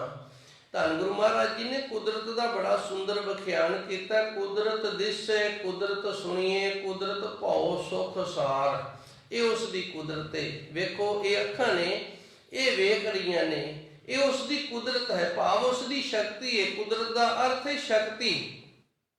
ਜਿਹੜੀ ਵਾਹਿਗੁਰੂ ਵੱਲੋਂ ਕਿਰਿਆ ਹੋ ਰਹੀ ਹੈ ਨਾ, ਉਸ ਨੂੰ ਕੁਦਰਤ ਆਖਿਆ ਜਾਂਦਾ। ਕੁਦਰਤ ਦਿਸੈ, ਜਿਹੜਾ ਵੇਖਣਾ ਹੈ, ਇਹ ਉਸ ਪਰਮਾਤਮਾ ਅਕਾਲ ਪੁਰਖ ਵਾਹਿਗੁਰੂ ਦੇ ਵੱਲੋਂ ਸਾਨੂੰ ਦਾਤ ਮਿਲੀ ਹੈ, ਫਿਰ ਅਸੀਂ ਵੇਖ ਰਹੇ। ਕੁਦਰਤ ਸੁਣੀਏ, ਤੇ ਜਿਹੜਾ ਸੁਣਨਾ ਹੈ ਇਹ ਵੀ ਉਸ ਵਾਹਿਗੁਰੂ ਦੀ ਦਾਤ ਹੈ, ਫਿਰ ਸੁਣ ਰਹੇ। ਨਹੀਂ ਤਾਂ ਕਈਆਂ ਨੂੰ ਜਮਾਂਦਰੂ ਅੱਖਾਂ ਹੀ ਨਹੀਂ ਹੁੰਦੀਆਂ, ਇਹ ਦਾਤ ਨਹੀਂ ਨਾ ਮਿਲੀ, ਦਾਤ ਮਿਲੀ ਨਹੀਂ, ਕਈਆਂ ਦੀਆਂ ਜਮਾਂਦਰੂ ਅੱਖਾਂ ਹੀ ਨਹੀਂ ਹੁੰਦੀਆਂ, ਕਈਆਂ ਦੇ ਕੰਨ ਹੀ ਨਹੀਂ ਹੁੰਦੇ।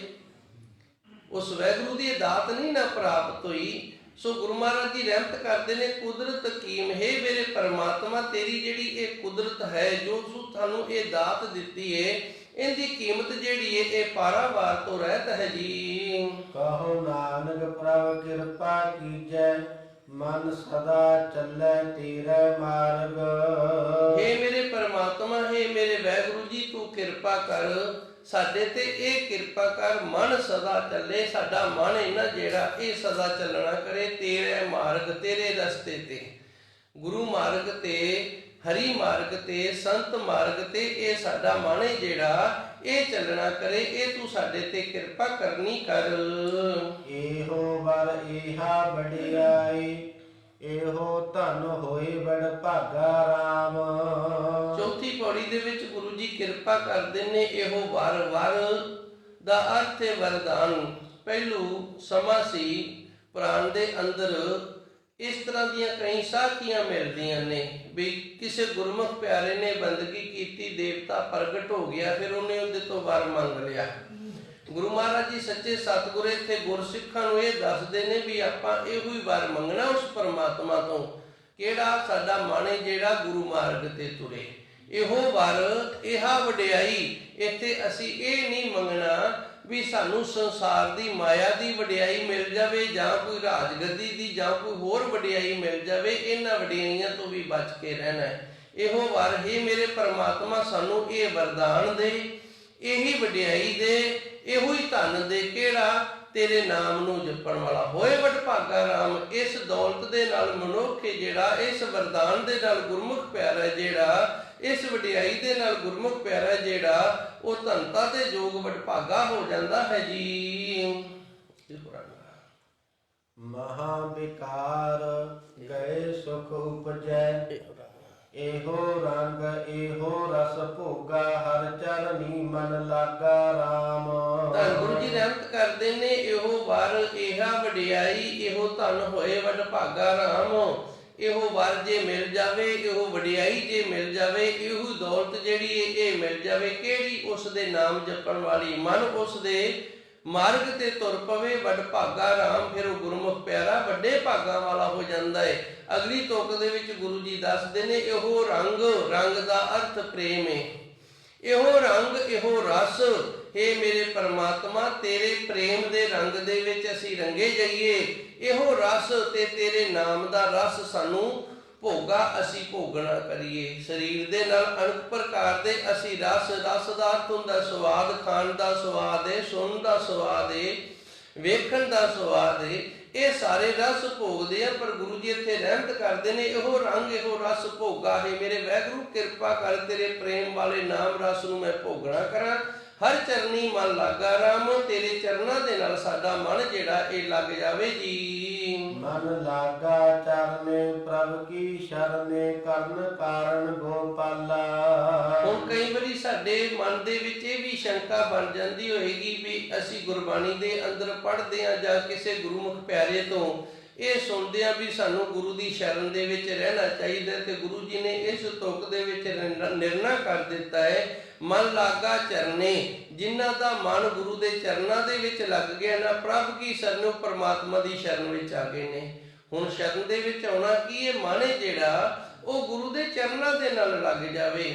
ਕਰਨ ਕਾਰਨ ਗੋਪਾਲਾ, ਪਰਮਾਤਮਾ ਜੋ ਸਾਰਿਆਂ ਦੀ ਪਾਲਣਾ ਕਰਨ ਵਾਲਾ ਹੈ, ਉਹ ਕਰਨ ਤੇ ਕਰਾਉਣ ਵਾਲਾ ਹੈ ਜੀ। ਸਭ ਕਿਛ ਤੇਰਾ ਤੂੰ ਪ੍ਰਭ ਮੇਰਾ, ਮੇਰੇ ਠਾਕੁਰ ਦੀਨ ਦਇਆਲਾ। ਇਹ ਮੇਰੇ ਵਾਹਿਗੁਰੂ ਜੀ ਸਾਰਾ ਕੁਝ ਹੀ ਤੇਰਾ ਹੈ ਤੇ ਤੂੰ ਮੇਰਾ ਹੈ। ਸਭ ਕਿਛ ਤੇਰਾ ਤੂੰ ਪ੍ਰਭ ਮੇਰਾ ਹੈ, ਮੇਰੇ ਪ੍ਰਭੂ ਪਰਮਾਤਮਾ ਤੂੰ ਮੇਰਾ ਹੈ ਤੇ ਸਾਰਾ ਕੁਝ ਹੀ ਤੇਰਾ ਹੈ।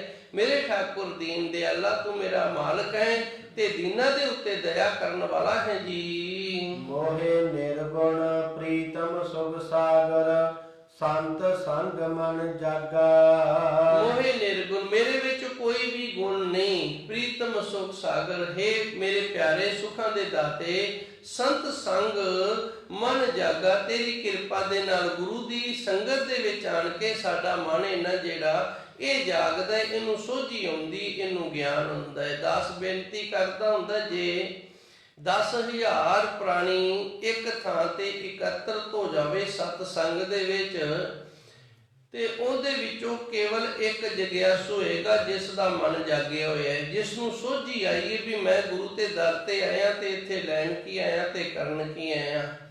ਗੁੱਸਾ ਨਾ ਕਰੋ, ਬਾਕੀ ਅਸੀਂ ਸਾਰੇ ਆ ਨਾ ਜਿਹੜੇ ਇਹ ਵਿਹਾਰ ਕਰਨ ਵਾਲੇ ਆ, ਬਾਕੀ ਸਾਰੇ ਨੇ ਜਿਹੜੇ ਇਹ ਅਸੀਂ ਵਿਹਾਰ ਕਰਨ ਵਾਲੇ ਆ, ਵਿਹਾਰ ਦੇ ਨਾਲ ਆਏ ਆ। ਕੋਈ ਨਾ ਕੋਈ ਗੁਰਮੁਖ ਪਿਆਰਾ ਇੱਕ ਅੱਧਾ ਹੋਏਗਾ ਜਿਹੜਾ ਬਿਨਾਂ ਵਿਹਾਰ ਤੋਂ ਆਇਆ ਹੈ, ਨਹੀਂ ਤਾਂ ਅਸੀਂ ਸਾਰੇ ਇੱਥੇ ਵਿਹਾਰ ਦੇ ਨਾਲ ਆਏ ਆ।